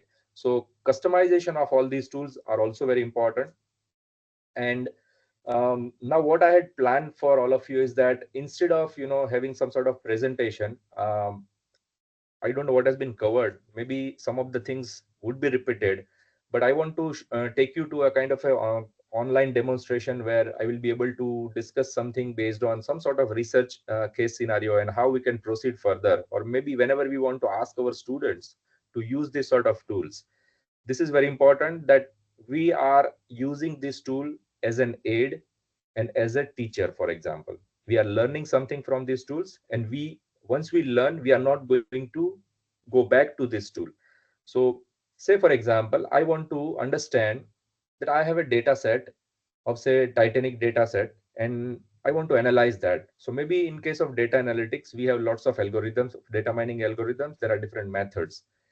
Once you know the methods, you might have studied well, or if you don't know anything about that and you want to learn something about, say for example, regression tree, or maybe a decision tree, sorry, and maybe you want to understand a kind of a recommendation system, how will you do that? You may go to the chat GPT, you ask that, teach me recommendation system, it will give you. But now your prompts are very important, that whether you want to learn it in detail, whether you want to learn as a child, whether you want to learn as a professional, whether you want to learn as an engineering student.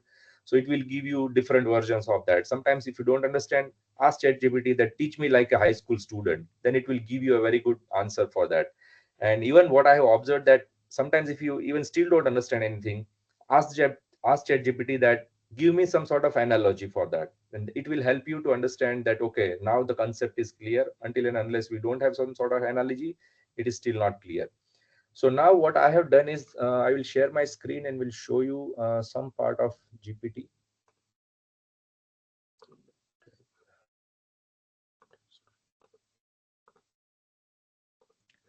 I think my screen is visible to all of you. Yes, sir, it is. Okay, so first of all, let us ask a question.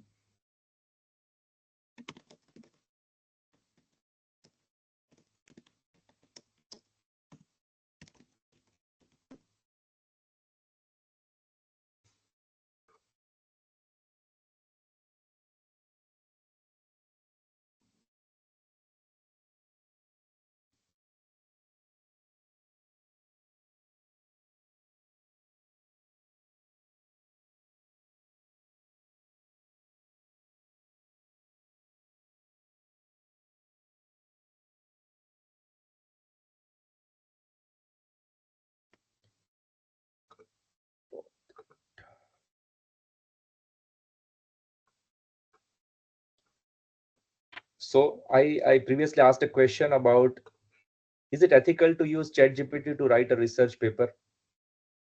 So basically, if you differentiate this thing, that first of all, ethical uses are, you can definitely have a support or aid from for the idea generation, like using ChatGPT to brainstorm.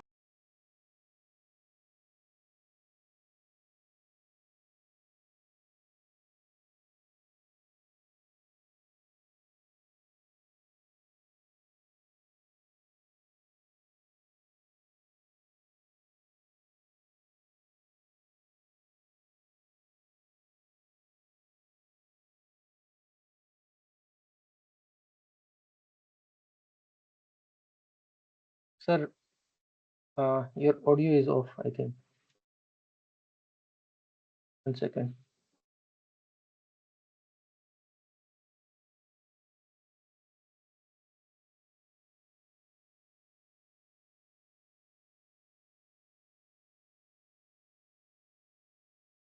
Oh, am I audible to all of you?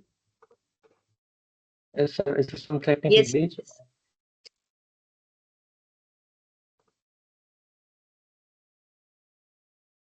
Your screen is visible, not visible, sir. You can say. My screen is not yeah. visible. Yes, yes. Mm, Let me share again.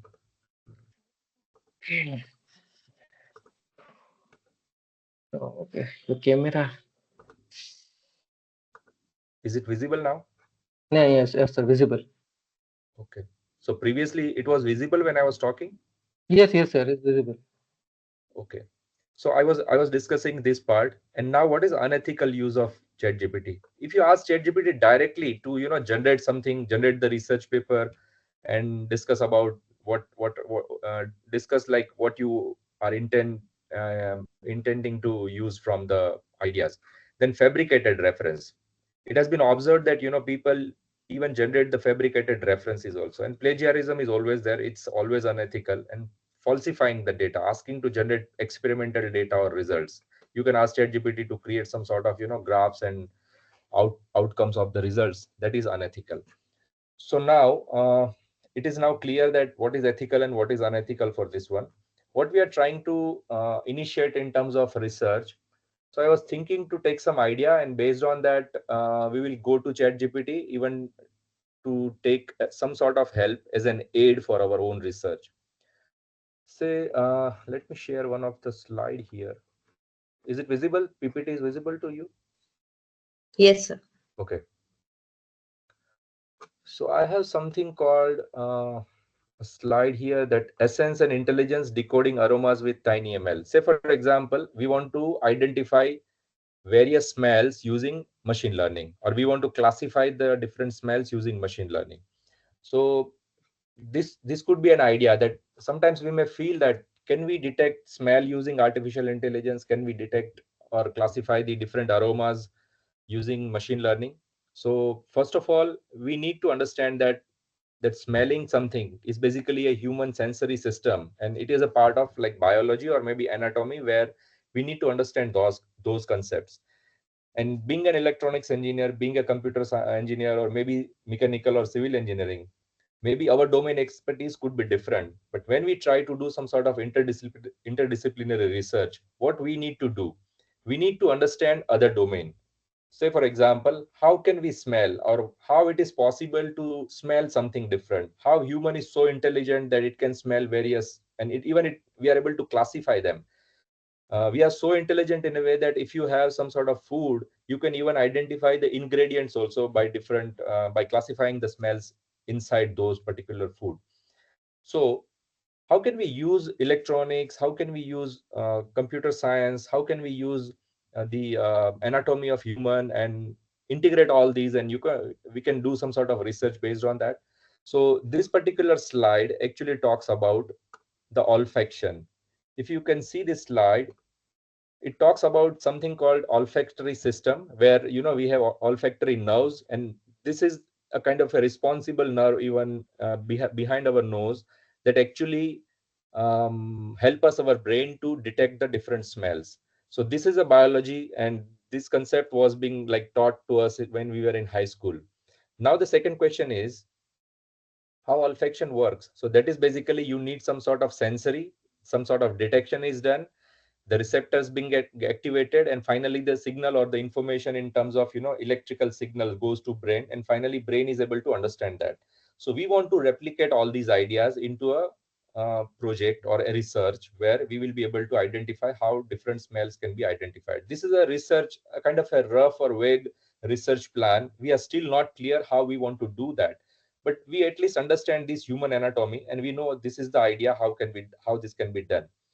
So now the next part is we need to understand something about different fragrance. But even if you don't understand that how different fragrance are formed, we can go to other sort of categories of the orders. Like there are different sort of orders fundamentally. If you go to the biochemistry and understand all these concepts, you can have an idea. But what is smell actually? What is aroma actually? It is nothing but it is basically the VOC compounds or volatile organic compounds. It is basically on a molecular level. Every distinct smell is caused by specific VOC. So every smell, what we smell is basically a different VOC content. If someone is using a kind of a perfume, whenever you smell something or when you inhale something, the VOC actually enters into your nose and sits on the olfactory system nerves, and it finally goes to the brain. Now the question is, do we have any sensors by we can measure the VOC? So it comes again to electronics.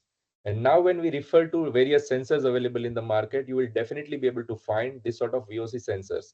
So I'm not going in all the details of this one, but we'll take you to those sensors directly where you will be able to understand the idea. We'll go to that.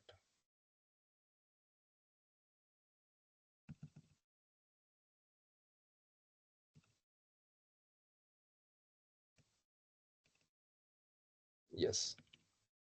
So maybe for example, we want to work on an AI sniffer because we have sniffer dogs which can smell something. We as a human, it's our limitation that we cannot smell explosives, but the dog can definitely sniff the explosive. That is why the security personals use them for identifying explosives somewhere. But as a human, we can't do that. So if you want to make an AI sniffer, what are the things required for that? We have already understood from the olfactory system that basically our human nose is responsible for capturing the VOC, and VOC content is basically finally turns into a different sort of smell or aroma or odor, whatever it is. So if you look at these sort of sensors, you will come to know that there is a grow like Seed Studio multi-channel gas sensor. So it actually measures different gases, not the VOC level or the VOC content. So when you bring some sensors, I mean to say ethanol, methanol, oxygen, ozone, nitrogen, or carbon dioxide, carbon monoxide, and if you collect the data from all these sensors, they are not going to give you any smell information. They will simply identify those gaseous contents. But when you want to measure the content of the VOC, you need definitely a kind of a sensor called SPG30 VOC and ECO2 gas sensor. Now, if you further dig into all this part in terms of that, whenever we smell something, there is a presence of ambient environmental effect, that whether the temperature is high, whether the temperature is low, whether some sort of humidity is there, whether it is not humid, or maybe there is 100% humidity. And that is why these all different parameters affect the actual smell. And just to understand that, right now we cannot smell the earth because it is not raining. But as soon as the rain falls on the earth, we have some sort of petrichor, and we understand that there is a earth smell. So the the thing which I want to explain here is that all these odors, aroma, or maybe fragrances are dependent on the temperature, the humidity, even the oxygen content, even the carbon monoxide content, and whatnot. So whenever we are measuring or whenever we are collecting some data to do some sort of research in terms of AI sniffer, we need to even collect the data using this sort of sensors like temperature, humidity, and this sort of carbon monoxide, carbon dioxide sensors. So now we have an idea that, okay, we are having some sort of sensors available in the market. And now if we collect all of them and try to collect the data from various different smells, we are able to get some sort of data set, and then we will be able to do classification, and we can use some sort of machine learning algorithm to make an AI sniffer. But still, we have not reached to ChatGPT. Now, let us stop here and go back to the browser, and we'll be able to see that can we do something asking ChatGPT, because now we need some sort of help. So let us ask a question that to smell when a human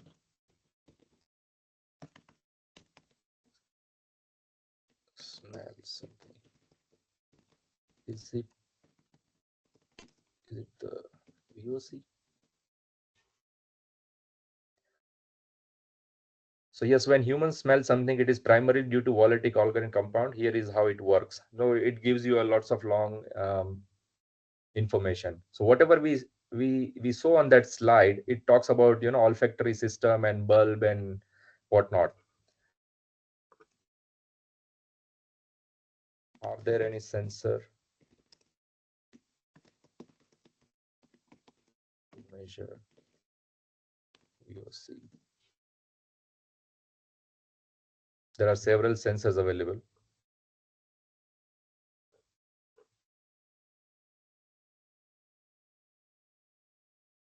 But here it says, like, you know, MQ3, MQ6, MQ5, MQ135. MQ135 is basically for, it's an AQI sensor, air quality sensor, but it is of no use. But it is still not talking about the sensor which I demonstrated in the slide. So our prompt was not proper, and that is why we are not able to reach to the exact sensor what we are looking for. So right now what I'm doing from answers, I'm generating some sort of questions and trying to verify them based on the presentation you saw previously. So let us stop this. It is not giving me the proper answer, but I wish to collect data of smell of tea and coffee. Can you suggest me some proper VOC?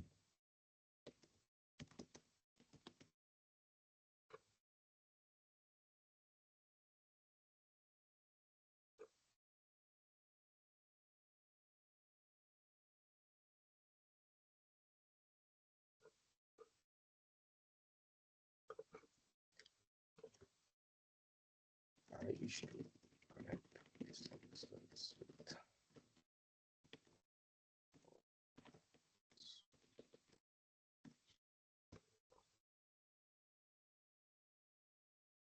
See, now when I talked about the hardware which I want to use, it gave me some sort of sensor detail that Bosch BME 680 by AMS, by various companies, they are providing all these sensors. So the sensor which we are looking at here, it's different, and GPT is showing some sort of different sensor. But now let us take this name and try to get the details.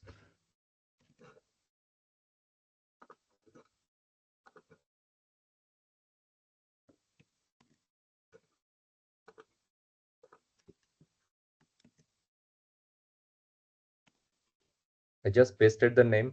Now it will tell me all the details about all these sensors, that what I can do with this one. So now if you can see, the GROW multi-channel gas sensor is a single sensor which gives you information for NH3, that is ammonia, carbon monoxide, NO2, H2, CH4, C2H60, and all these gaseous content. And it has like 3 different gas sensors in a multiple kind of a single sensor itself.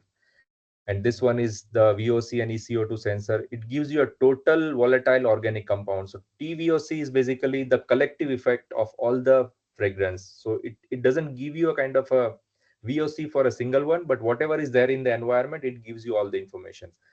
So now we are just a beginner, for example, and um, we are interested in doing research in this area, but still we are struggling to get the information. We are not finding proper way of doing that. But once we understand that, okay, these are different sensors and how to do that, we can a little bit proceed into that. So this is just an exploration. Whatever you do using Google search, finding out some information from some of the websites, it is directly pinpointed answers you are directly getting. So it's a kind of a customized results what we get. So in the beginning of any research, if you are just exploring the ideas, it is better to have a kind of a conversation and question answers with some sort of generative AI tools. You can use any other tools which you like most, but I prefer this one, and try to get most of the information from them. And once you read them, it is basically a kind of an indirectly literature review what you are doing. We are still not able to find out any research paper because we have not asked any question to get the research paper. But once we have some sort of clarity, we can focus on that now I want to have some sort of research paper where I can identify something, that how can I sniff using machine learning, how I can find out various fragrance using machine learning, etc. Okay.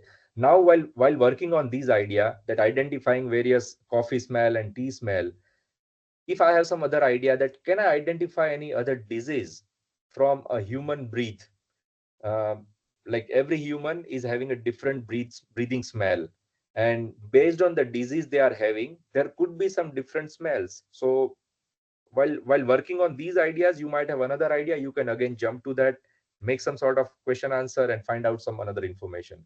So once upon a time, when I searched and I asked questions to GPT, and I found that people having say sort of diabetes type 2, whenever they wake up in the morning, and if you measure the VOC content of these people, the the breathing smell itself can help you to identify whether the person's diabetes level in some sort of range, whether it is high, low, or medium, or something like that.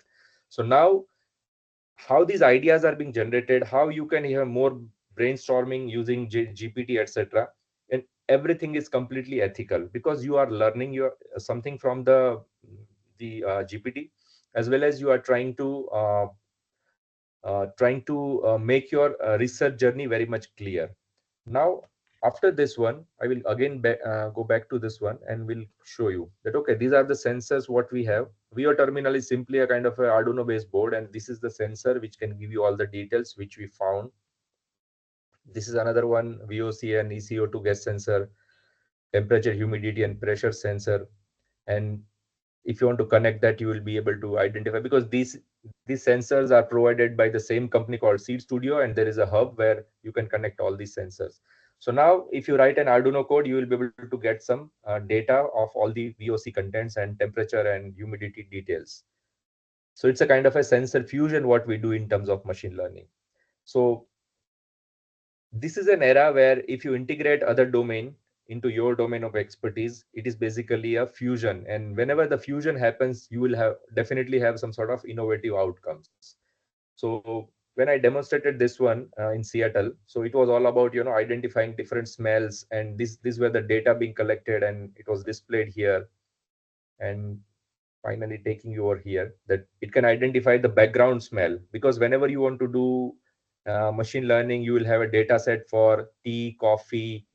But if you don't have a tea and coffee smell in the environment, there is a normal background. So right now I'm sitting here in this room, there is no smell, but this is called the background, that ambient smell in the room, or whatever is the VOC content in the room. So we should also collect the data for that.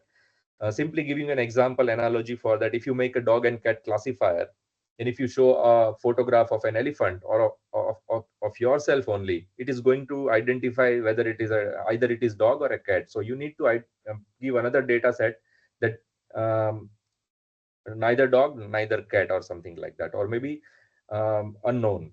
So here we are having some sort of background data set, and based on that, we are able to show this one. So say, for example, if there is a coffee smell, it will tell you that, okay, this is the accuracy, that 99% it is a smell of coffee, or how it is being found, that if you have some sort of ethanol, methanol content like gin and whiskey, etc., even you can find out those details, because they are more prominent in terms of gaseous contents. And this is the project where you can get all these information about Benjamin Cobb's artificial nose project. So now going back to the part.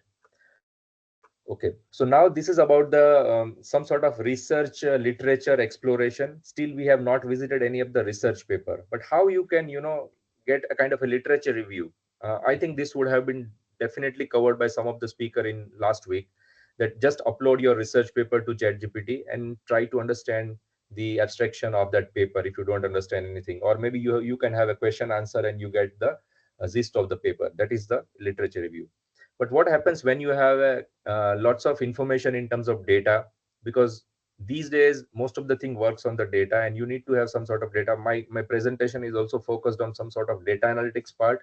So I will take you to a data set, and here it is there on the screen.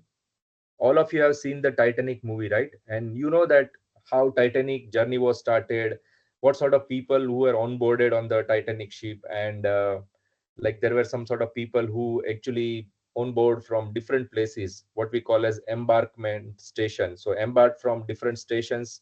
um, in this screen you can see that SCSQ, etc. These are the short code for a place from passengers actually embarked on that particular Titanic ship.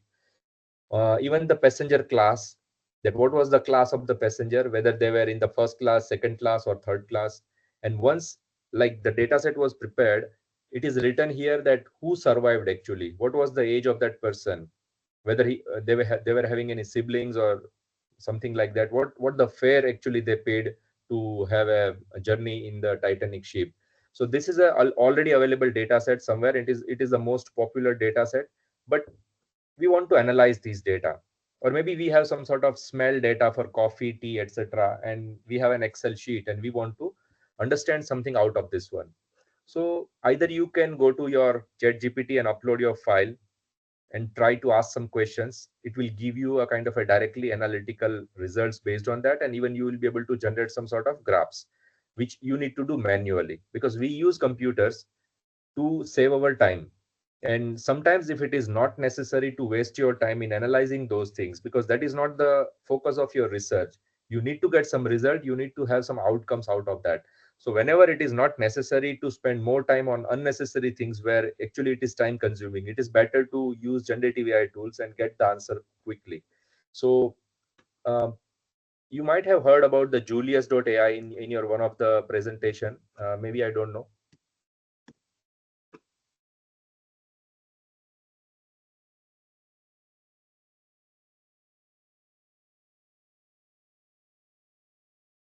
So Julius AI basically used for analyzing the data. It's basically a generative AI data analyst, and it gives you all the information and all the details.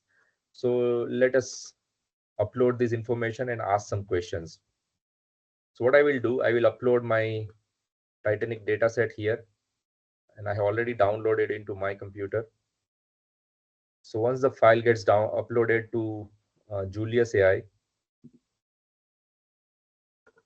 let me ask a question that I want to find out. I have a query, or I want to find out from the data that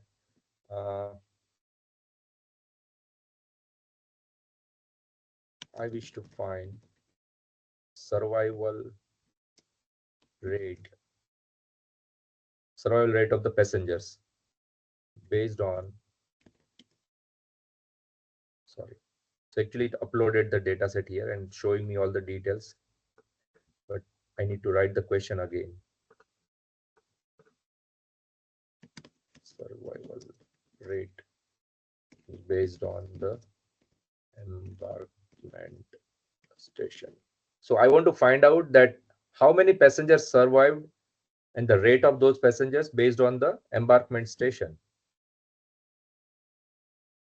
So it will upload, and finally it may sometimes help you to having a Python code. We are not interested in that. We are only interested in the result right now. So it will help you with the pandas library and some sort of seaborn library to plot those results and everything.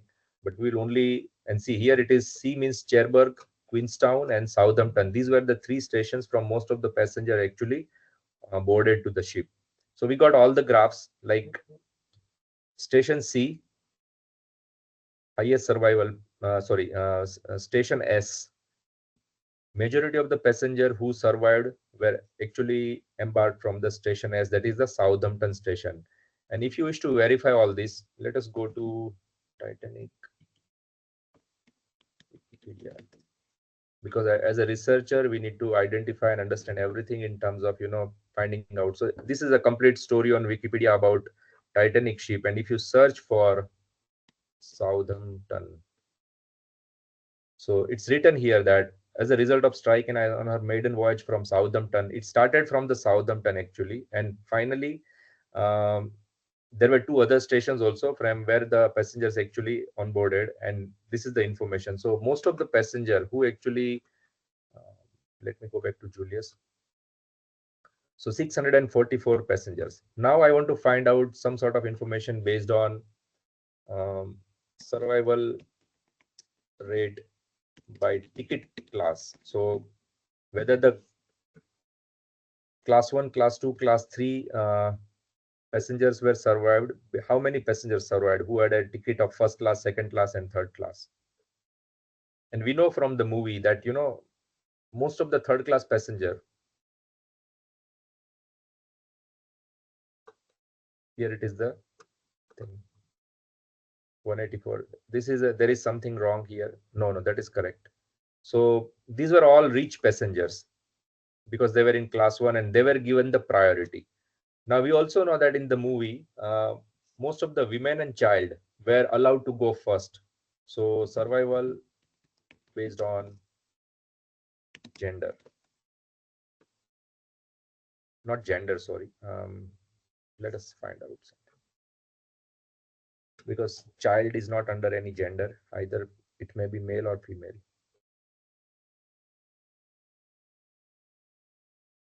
See, all these messages always comes when you start using any generative AI tool, that nothing is free.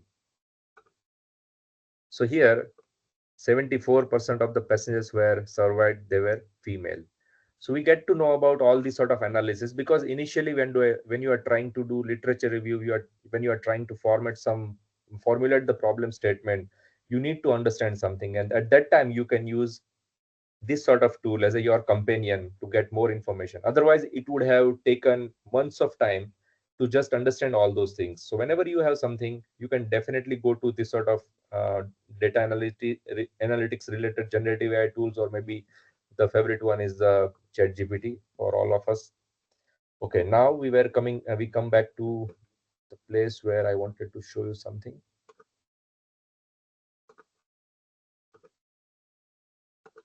Okay.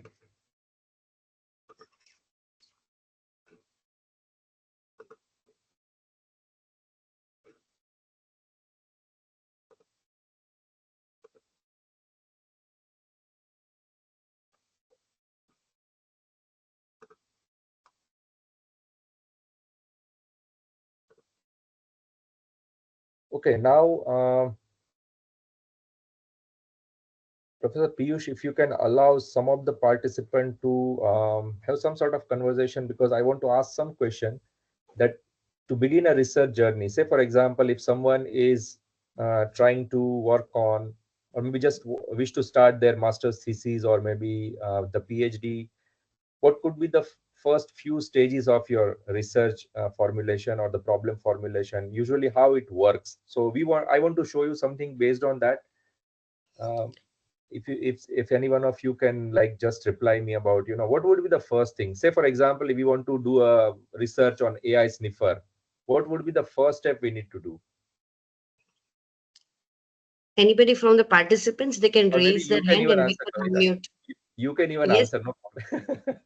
Sir, can you repeat the question? I was just seeing Okay. the chat box. Say for example, you want to do a research and you want to make a AI sniffer, for example. Okay. Okay.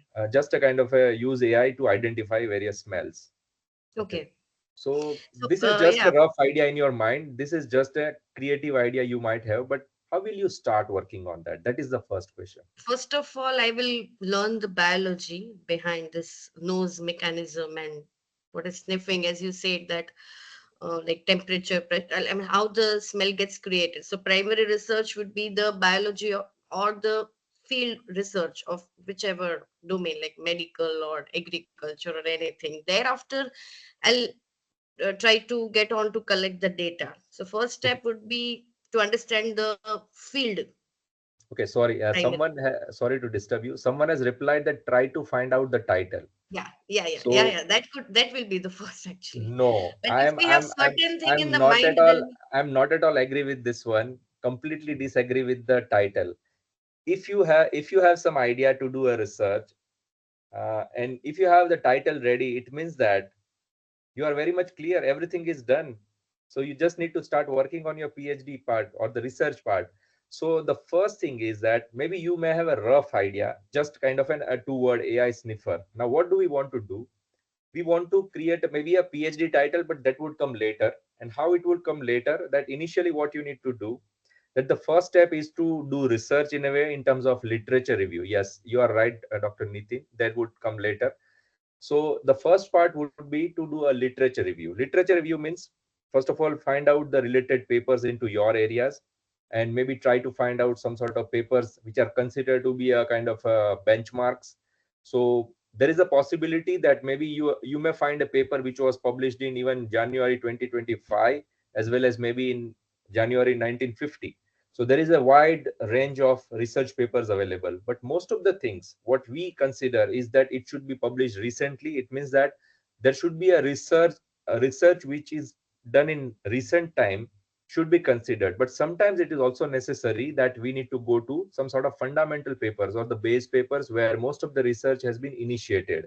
So when you have like 90% of the focus on the recent research publication and 10% of the on the base paper, you will come to know about various availability of the various research paper in the market.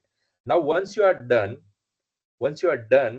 what you need to do, you will have to do a kind of a extraction from all these research paper, that okay, this paper tells about this thing, this paper tells about that thing, or another one paper is talking about something else, but that is all related to your areas. Now another way is to go again into the references of those paper which you have shortlisted. So go to those references of those papers and again try to do some sort of literature review. Once you have this that sort of clarity, now you are able to understand that okay, author X, Y, Z, all of these different papers are talking about different things. So that is your understanding. For all these literature review understanding, you can definitely ask generative AI tools to provide more insights into them. Sometimes it becomes difficult it becomes difficult to understand from some of the research paper, because some of the information is not revealed in that. It is only showing you the graphs, but no data is discussed over there. So sometimes it is necessary to take the help or aid of generative AI tools. That is fine. Now next part is, once you have the clarity about them, you try to find out the extracts of extraction from all the research papers which you are doing using in your literature review. Once it is done, what you will do, you will try to find out that okay, what is not done by all the researchers. So that is what professor has mentioned here about that, identifying the gap. So that is what we call as a research gap. So research gap is something where you are trying to find out that okay, these 1,000 professors, 1,000 researchers or students have done lots of research, but nobody has talked about this part. That is where I find an opportunity to do my research, and that is very, very, very important.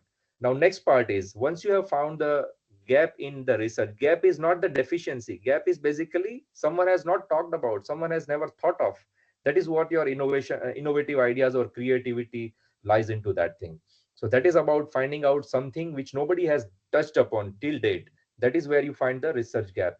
Now the question is that, okay, research gap is there, but you need to again find out your or define your scope of research, because it becomes very, very important that if you do not define your scope of research, people will, like, squeeze you at any point of time during your defense, during your the review meetings, during your 6 months review, and you are presenting something, or maybe once you submit your final thesis of a PhD or maybe master's program. Definitely people will ask you lots of questions. That, say for example, if you are talking about this AI sniffer, and you might have collected lots of data for tea, coffee, etc., and maybe you might have used this sensor, and if you have not defined your scope, maybe you are using a VO terminal, and that is basically an Arduino based open source model. First question someone can ask you, why you didn't use Raspberry Pi? Why you didn't use computer for that? Why you use only VO terminal for that? That is where your scope comes into to help you, that okay, my scope, whenever I defined my research scope, I had clearly mentioned that I'm going to do this research on the VO terminal using the Seed Studio sensors, and even the data collection part was for this sort of temperature details, that maybe you might have recorded some data in winter, for coffee smell some data in say summer at around 42 degree, 45 degree, and in winter you might have collected the data for 10 degree or 15 degree. But someone can ask you that why don't you have a data which is in like -10 degree or -20 degree? For to collect these sort of data, either you need to go to Russia or some other European countries where you can find this temperature, or maybe you need to put your all the coffee smell into a refrigerator and put the sensor over there to have minus temperature. So anyone can ask you any sort of question to have more clarity on that, but your scope of research will help you in terms of defending yourself that whenever I had planned to do this research, this was my plan and this was my boundary. So it helps you to define your boundary, because we cannot do a generalized research. We cannot do a globally focused research. Say for example, when I was doing my PhD and collecting brainwave data, I cannot collect the data of all the humans or the individual, but I can have some sort of specification in terms of gender details, that I have collected the data of male and female, maybe the age range from say 10 years to 50 years or 60 years, and they were absolutely the normal human. They were not abnormal. They were not patient. So if someone can ask me that why you didn't had collected the data of a patient having a blood pressure and then brain waves and everything, but if I define something very clearly into my research scope, that will definitely help me. So even if you don't understand the research scope, you can take a help from generative AI, that okay, this could be my plan. Can you help me in defining my research scope for this one? That, and again, you can have an interaction, because GPT is completely dependent on your questions, your prompt. If you don't provide enough information, it is going to give you a generalized information. So you need to be very much clear. Whatever answer you are getting is basically based on your prompts only, your questions only. So that is very important. Still, we don't know the title of our PhD or maybe the research paper we are planning to write. So how the title is being defined? Title is being defined based on the literature review, what you have done so far, the research gap you have found so far, the scope you have defined, and then integrate all these information and try to create a statement. That would be your problem statement, and that would be basically the title of your PhD. So if a student comes to you as a and comes to you and ask you to have some sort of a PhD topic, and if they tell you that okay, this is my PhD title, it means that it is not a process which he is following. PhD title or the thesis title or the research paper title can be created once you go through all the process. If it is in the first stage, then it means that it's just a kind of an information he might have got from somewhere else, or maybe something is already ready and he's trying to manipulate those things. It's not actually allowed, I mean to say. So these are the few steps, and once you have all these steps, you can have how to start the research. That is also very important. So all these ideas are there. Now you need to have some sort of tools for your research, because it is something like cooking something, or making a recipe. Once you have all the ingredients, you will be able to cook. Now you need some sort of methods and tools and techniques for that, and based on that you will have some sort of outcomes. Now how to use the again generative AI for them, that you need to verify your result, you need to test your result, you want to have some another method for that. So let me give you an example in terms of uploading a data set. I have this information of the smell data for coffee. So say for example, this data has been collected in kitchen, office, and outdoor because of the temperature differences, because of the other oxygen, nitrogen, ammonia content in the environment. So if I go to this one, so maybe there are lots of Excel sheets available here, background and coffee smell and spirit and gene, rum, etc. All these informations are there. Tea black, tea camelin. So let me take one data from, this is the information collected from that VOC sensor connected with the VO terminal. Sorry to interrupt, but your screen is not visible. Can you? It gets literally- automatically, I don't know, unshared. Sir, I request you to disconnect for a while, and there was some link Is it mismatch. Uh, now visible. Okay. okay? Yes. So what I was showing here, that I just wanted to upload a file of the data which have been collected for smell of coffee in an environment. Say for example, in the kitchen, I collected some coffee smell and I'm uploading this file to GPT to understand. So first of all, based on the data collected from the Arduino serial terminal, when we connect that particular sensor of VOC, first of all, tell me about the data. First of all, I don't know anything, for example, and I want to get the details.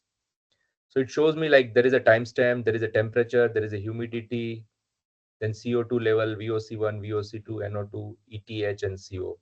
Okay. So it gives me information about the various details of the data or the attributes of the data set.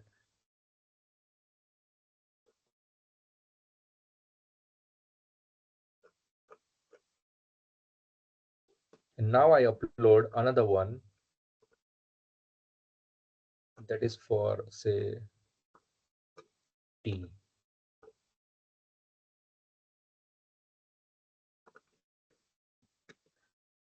I just want to understand any sort of correlation between them or any difference, or maybe can I classify these two files just to have a initial testing for classification of tea and coffee smell from the sensor data as just a it's a rough I should say it's just a primary question. We should not do this one to our research, but just to verify. Can you plot? I want to just directly ask, I want to see, is there any difference? Can you plot a graph which can tell me any correlation or difference?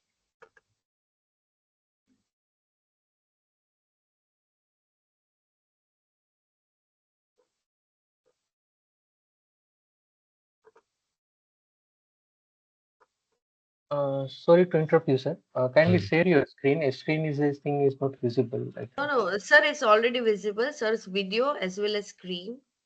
okay, Those who are not able to see, they can reconnect. okay, fine. Now, See, directly I received a result that the graph compares the VOC1 and CO2 coffee and tea across timestamps. Tea shows significantly higher VOC1 concentration, and this tea also exhibits higher CO2 concentration. So when we have this sort of information, it means that there is a possibility to go further because we are able to get some result from the beginning. So when we are trying to do something in a way in terms of identifying something, it is better to have this sort of clarity. Otherwise, what will happen that after 1 or 2 months we'll come to know that okay, this is not going to work. Whatever we are trying to do a research, it's like something what we had expected, but it is not our expectation, and it may not be going to be a successful outcome. Okay.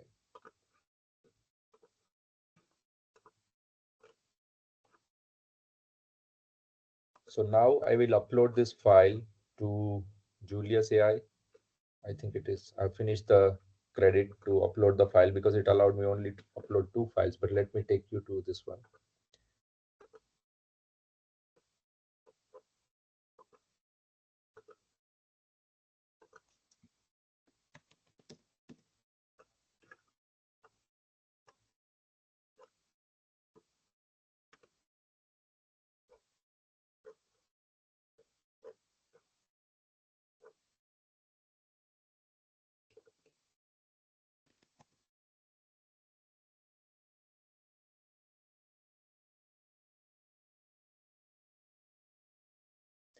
So when we are going through this sort of process of getting some sort of information, it is very important that we learn and understand.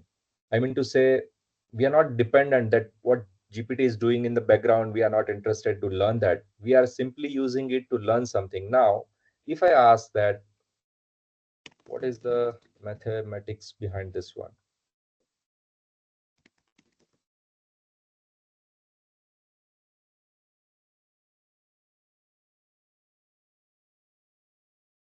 So it will give you about that there is a data comparison, correlation analysis. These are the formulas, difference analysis of X tea and X coffee, statistical methods or the measures what we do, measuring what sort of modeling we are trying to do.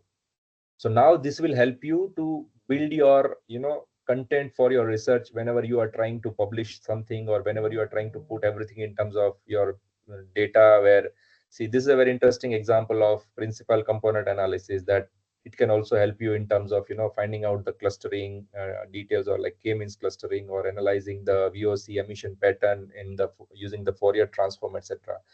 But if you don't understand in the beginning, these are the hints you are getting.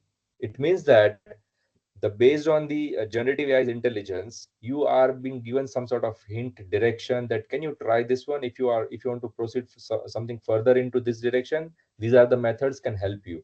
So it is something like a companion which helps you and guides you. But do not do something like that, okay, just copy this one and paste it into the Word file and we will later use it. It's not like that. It is all about understanding something, it is all about learning something, and then you will be able to do a proper research. So these are all the initial part of your research journey. Once you start working on your research area, definitely these sort of initial interaction with the generative AI tools will definitely help you to create a very strong foundation in terms of creating a very strong base, I mean to say, for your research. And let me show you something from a paper. Attention is all about, attention is all paper PDF. Say, for example, this is a groundbreaking research by Google, that attention is all about what you need. And you identify this paper. I will download this paper, and now I will upload this paper to my GPT. I have not read this paper, but I know that this is one of the important research paper behind the transformer. And once we will upload this paper,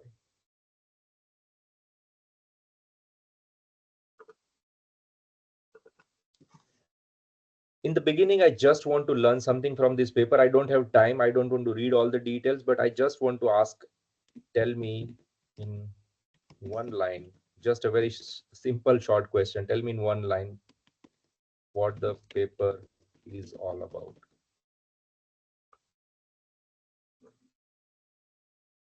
So it is basically the introduction of transformer.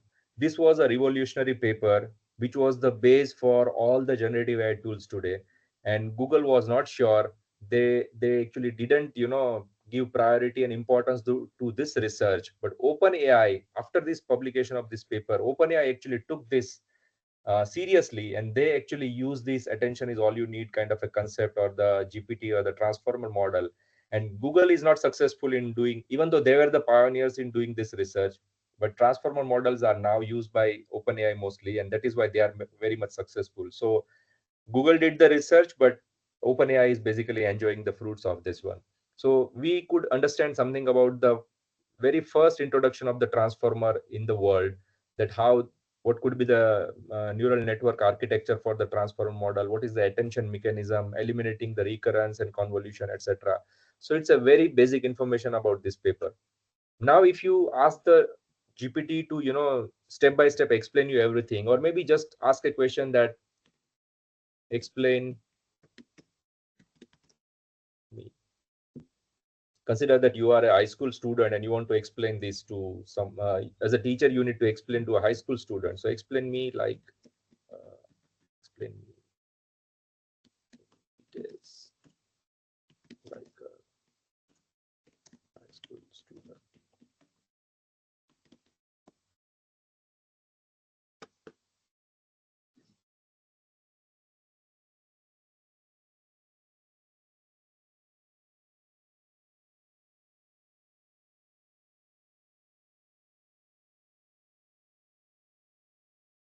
So you will get all the details in a very simplified way. So either you read it, try to understand, or maybe get some help, get some aid. And that is why we always ask our friends, usually we take the help from our friends, that, okay, I have read this paper, but if you have read that, can you help me in understanding this one? So your friend also can help you sometimes. But here you have a friend called generative AI, which can help you in terms of understanding some of the concepts.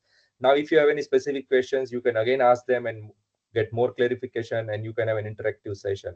So the thing is, we are not completely dependent on them, but whenever it is required, we are able to get the answers quickly. Very, very refined answer, very pure answer, systematic answer. And whenever you want to get further details into them, you will be able to get those details from all these information which you are providing. But remember one thing, the answer being displayed are completely dependent on your prompts.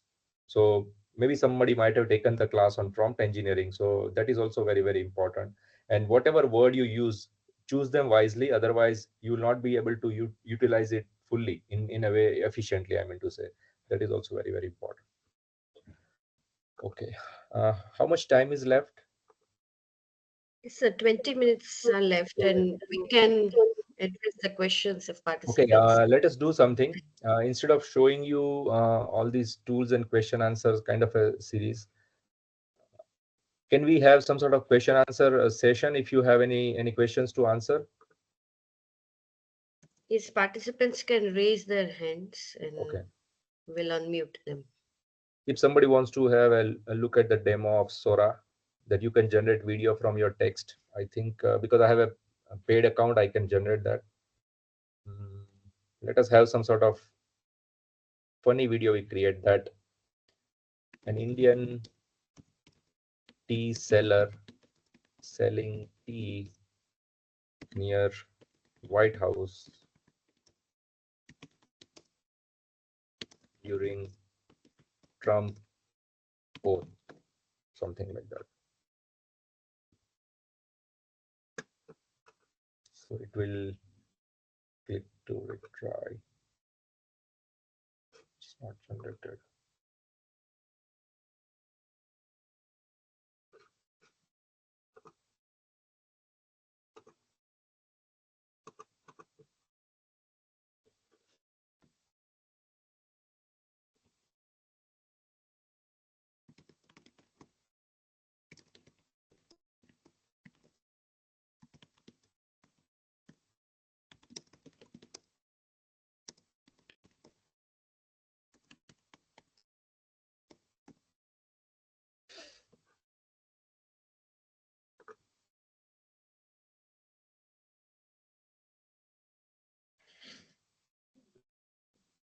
It says guideline violation because I used the word called Trump. If I would have used word called president, then this is the one which you can get.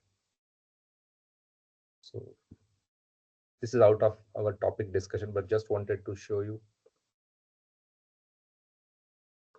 Okay, Professor Kavita, if you have allowed Yes, sir, there is participants. a question in chat Okay, yes. box. Humans also have extrasensory perception currently superior than AI agents. What are your views on coming days AI robot like Tesla Optimus in future may inculcate similar human-like abilities and story of sci-fi like Matrix and Transformer comes true? So my question to this one is that uh, we are sort of a multitasking capabilities, but usually we are able to do one or more than one task at a time, not all together. Similarly, AI system or a kind of an AI agentic system cannot work on all the tasks. So if you have a chatbot, it can help you in terms of conversation kind of an experience. If you have an AI agent for cybersecurity, it can only defend, identify, mitigate the attacks and something like that. So we have different sort of task divided into our human day-to-day activity, and based on the activity which you want to translate into an AI system, you can have different sort of AI agents. So it is not possible to have one AI agent or maybe one AI system which is capable of doing everything, but there could be a multiple task uh, divided into separate AI agents. And I think, in my personal opinion, that say for example AI robot like Tesla Optimus, so that is capable of doing only like pick and place or maybe walking and talking something, giving you some answers, but it cannot show each and every part which human is having. We are complete in a way, and we are capable of doing something, but we can do some task once at a time, two at a time, or three at a time. Say for example, if you're driving, your legs, your hands, your eyes, your brain are constantly active, and they are doing lots of things. But while you are driving a car, you cannot run, you cannot walk, you have to sit, right? So similarly, all these AI agents can have some sort of limitation as what the human beings have. I hope I answer your question. Sir, it is not a question, but an observation that majority of the tools are having freemium model, so only a part can be done. Then they ask for subscription. Any hack to use them fully? I don't know the hack. It is better if you want to use it, pay and enjoy. and you know, the once you pay, once you have a subscription based model, you will definitely be happy to use it, because it gives you full flexibility, no limitation, no restriction at all. But usually we always try to look for free stuffs. But if you are seriously into some sort of research and you want to utilize these tools fully, I should recommend that go for a paid subscription and use it. Sir, one question from me. Uh, for example, as you said that we can use ChatGPT as our companion for initial research. Like if I want to work on my data for object detection, for very minute object detection in terms of image processing, and if ChatGPT is telling me that, okay, CNN or YOLO algorithm is the best.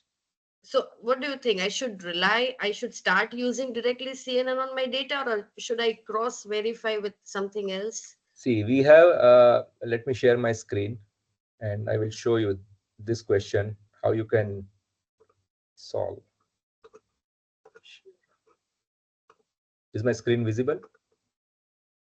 Yes, sir. Okay. Now you ask about which model I should use, right? For object detection, small like Okay. image processing.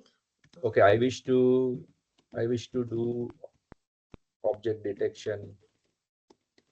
Sir, let me specify because it's related to my research. No, May no, I? no, no. I wish to object. I wish to do object. Okay, tell me what you wish to tell me. There is a small pest called aphid, APHID, on APH. eggplant leaves.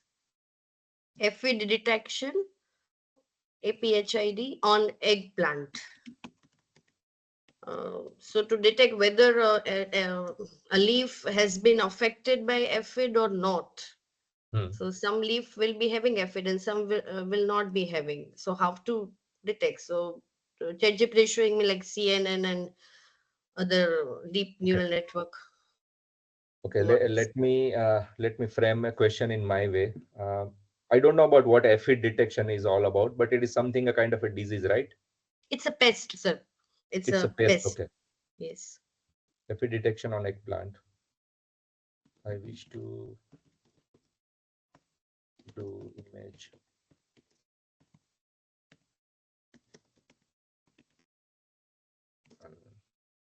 This area. Tell me which method I should proceed.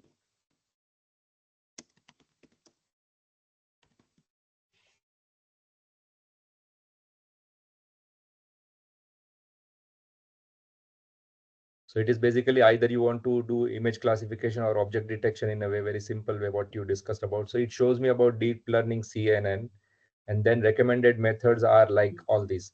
Okay, now I will stop here and I will again do this thing in terms of, it shows me that if you want to do image classification, use a pre-trained CNN model like ResNet, EfficientNet, or MobileNet. Now we should again ask a question, copying this.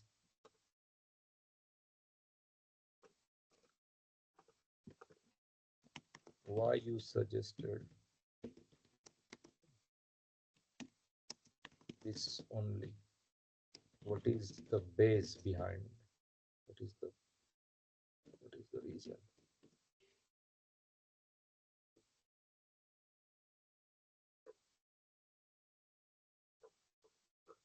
So this way it will clarify your concepts, like why it is good for aphid detection, because may have small intricate details. ResNet's deep architecture with residual connection prevents the vanishing gradient problem, enabling it to learn fine-grained patterns. Again, you can ask in detail about the questions that, okay, my data set might not have minute details, so do you suggest any other one? So it is like, you know, you are continuously communicating with and asking the questions based on that, what the answers GPT is providing you.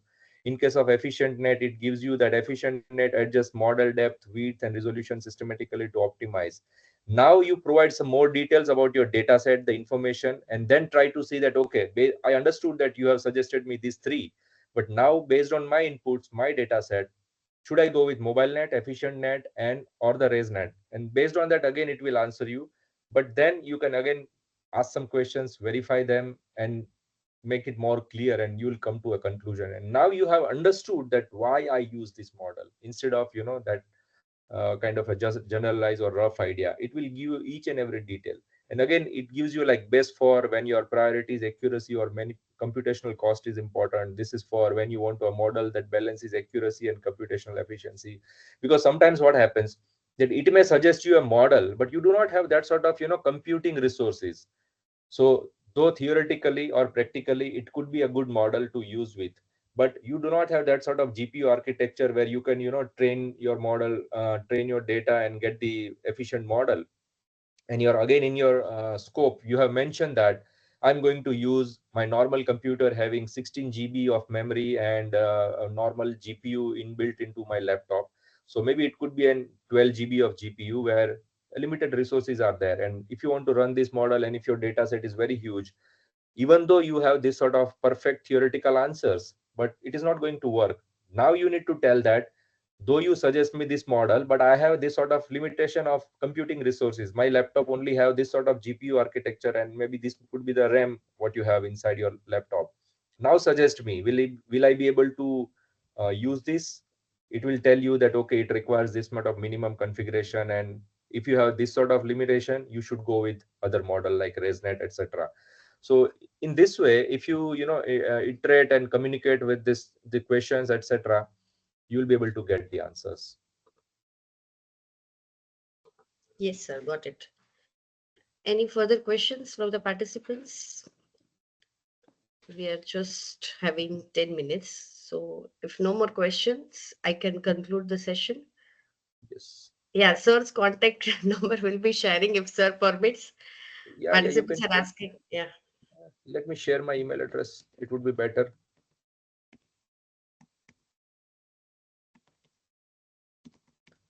I have just shared my email ID. Maybe useful to you. Gmail.com.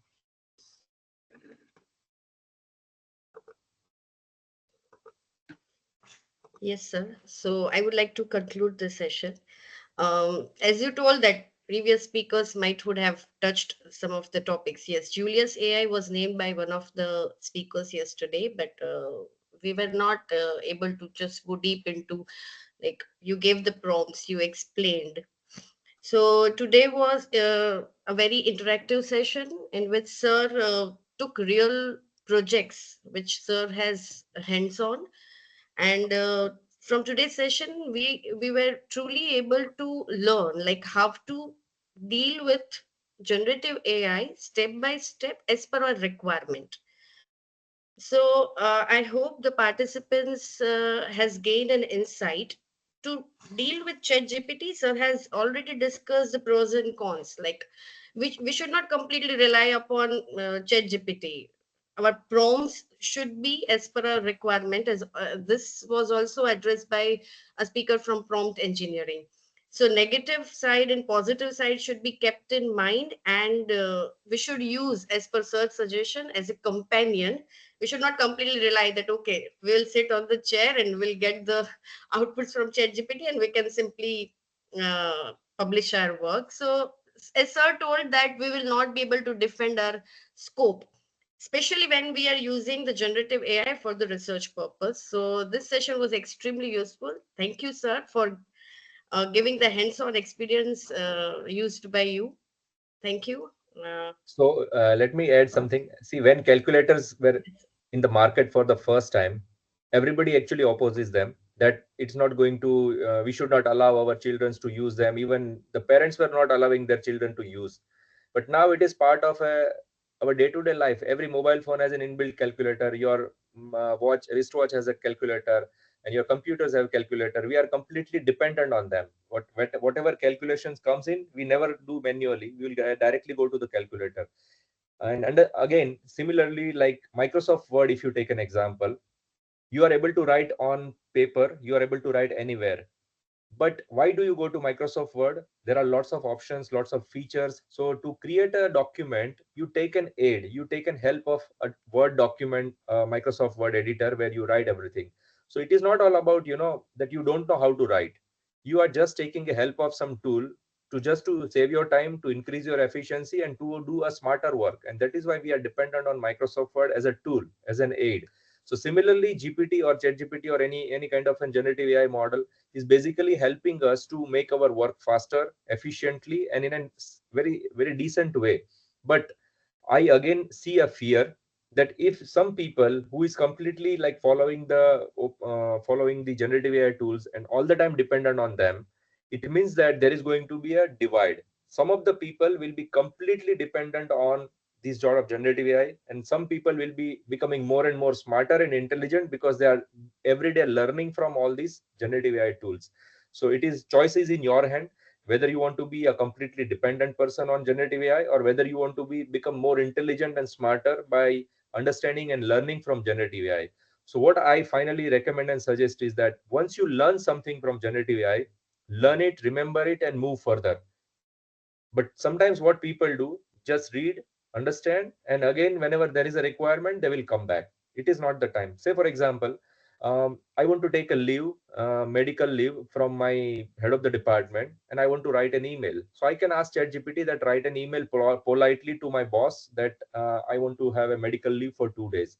ChatGPT will give you a decent, polite email drafted for you. You can just copy, paste, and send the email. But whenever you want to take leave again, if you go to GPT and again ask the same question and try to get that, it means that you are a lazy person, you don't want to learn anything, and you are simply dependent on that. But from the previous example, if you remember that, okay, how the chat GPT actually wrote an email for me, and now I know that was a very good answer. Now I will be able to write it my own. That is why that is what we are actually learning, and then we are improving better and better. So take it as a teacher, not as a kind of a dependent on that sort of technology. Anyway, thank you so much. Thank you all the participants. Thank you to all the organizers from AVPTI and specifically Professor Piyush and Kavita. Hello. Hello. Thank you, sir, for having you. Thank Thank you you. for spending your time and giving this wonderful session. We look forward for upcoming FTPs. Thank you. Thank Thank you you, all, sir. and have a nice and wonderful evening and the closing ceremony. Thank you so much to all of you. Thank you, Thank sir. you. Thank you, sir. I'm taking your leave. Thanks a lot. Bye-bye. Okay, thank you, sir.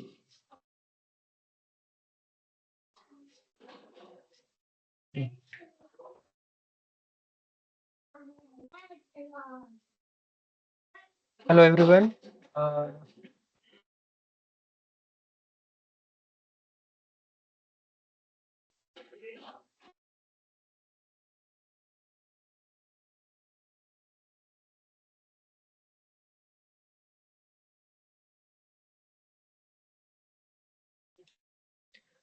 Hello, everyone.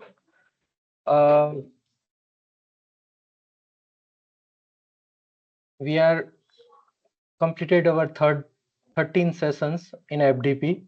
Now it's time for test. It's an online test. We share the online link. Is a simple Google form. The Google form will be Google form link will be pasted in your chat box as well as in the WhatsApp group also. You have to take a test only one time, and you have to choose the Atal registration ID, right? You have to fill up the Atal registration ID by exactly as Atal ID.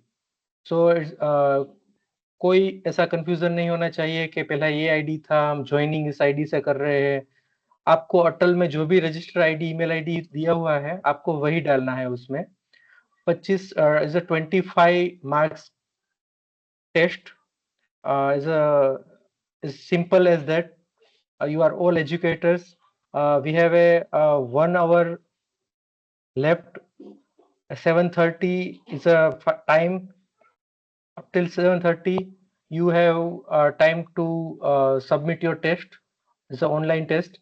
So I can share in a few minutes. I can share our chat in a chat box as well as in a WhatsApp group too. So kindly, with the help of Google, with the help of AI, you can answer your questions and submit only once, please. So, okay. So we have a break. We are online. Our team is online. If you want to break, you have to leave at your own and rejoin using the same link you get in your email box. And if any query, you can write in the chat box here. We can solve your query now and during the sessions. So this 1 hour session is basically belongs to a test only.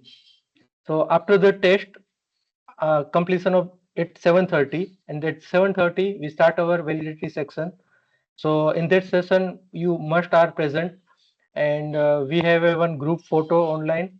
After that we share some important instruction regarding the feedback, how you can get your certifications, what will be the status of attendance.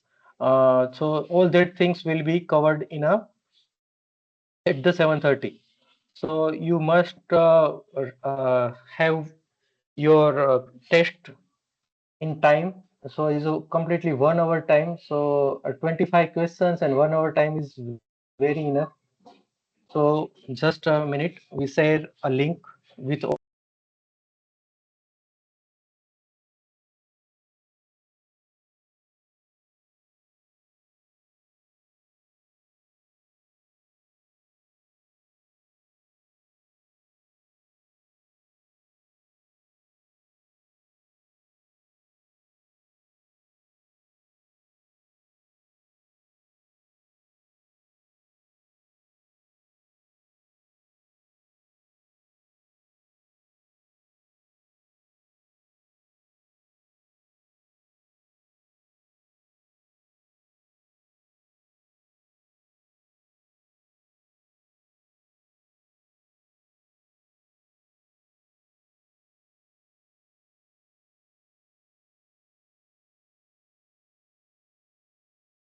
So link is in a chat box. You can answer your questions.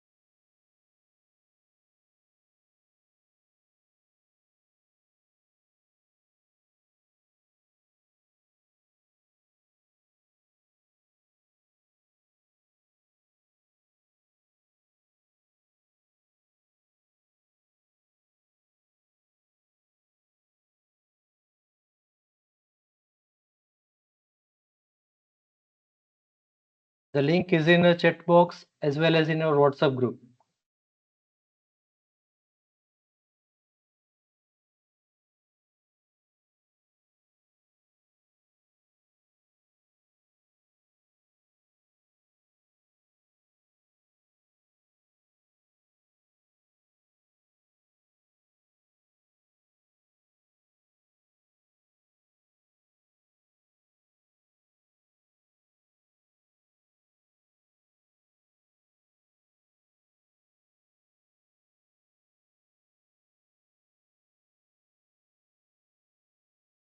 I already shared it in the chat box. Yes, yes, ma'am. Can unmute Yes, yourself sir. and yes. Uh, Actually, I'm having one problem. My Hmm. registered email ID for Atal is Yahoo, but for this form, I have to mention my Gmail ID. No, it's not that. You're just writing down the in the second step. You have to writing down your auto register ID. If it's Yahoo or Microsoft or any else, it doesn't matter. Okay, okay, fine, sir. Thank you.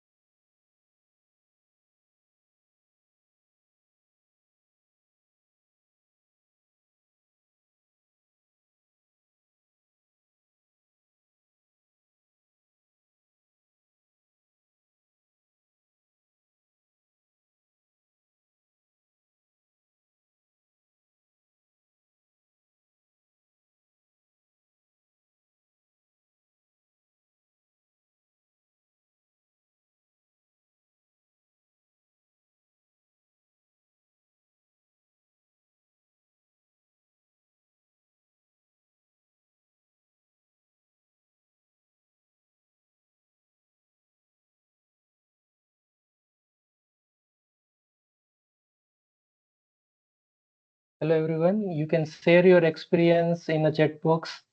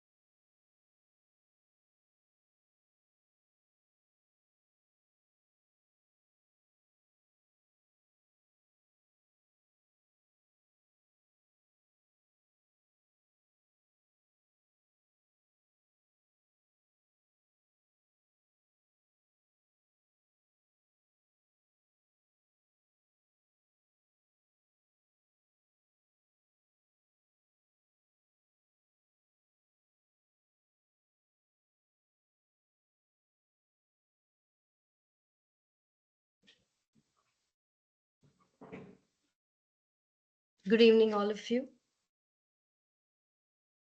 Am I audible?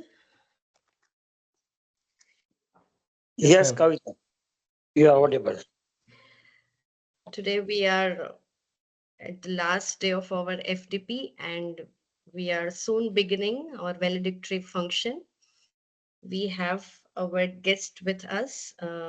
We have principal of our A.V. Parekh Technical Institute. He is also patron of this FDP, Dr. Paresh Kotak, sir. I welcome you, sir, on behalf of committee and our department.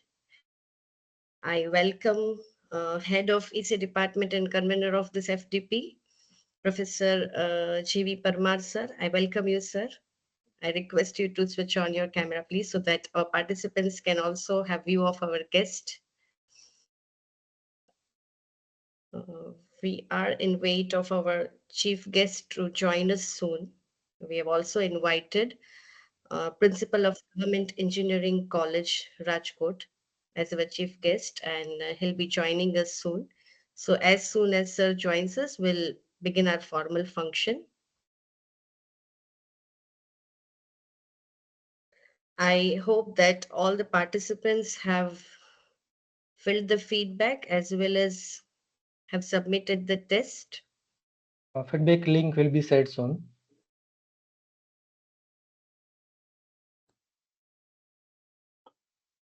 Kavita, I am audible. Sir, clearly. Okay. Sir, within 2 to 3 minutes, we shall begin. I'm just waiting that Sir joins us soon. No problem. Yes, sir. Thank you, sir.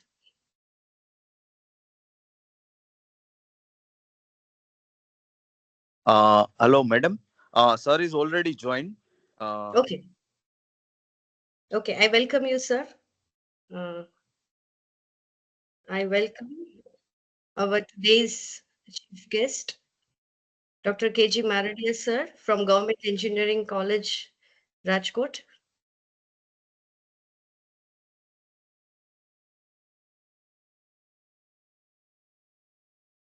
A very warm welcome once again, sir, on behalf of our committee, our department, Electronics and Communication Engineering Department from A.V. Parekh Technical Institute.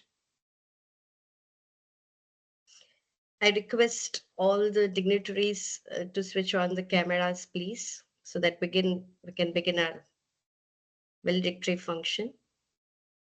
Thank you. Maradia, sir, G.V. Parmar, sir, Kotak, sir.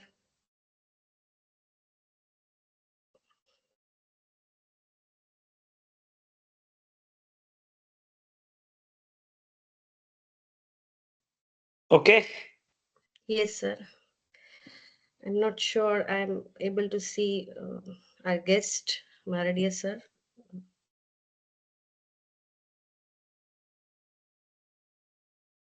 Kotak, sir, and Parmar, sir, are visible.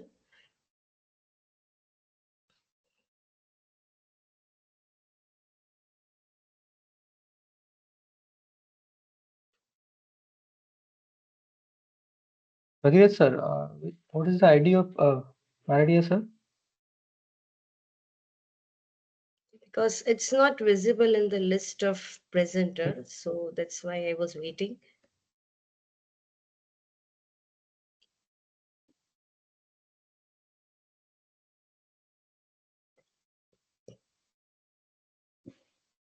Sir, Dalsania sir. I have added this one, sir. Yes, sir. Yes, sir. Once again,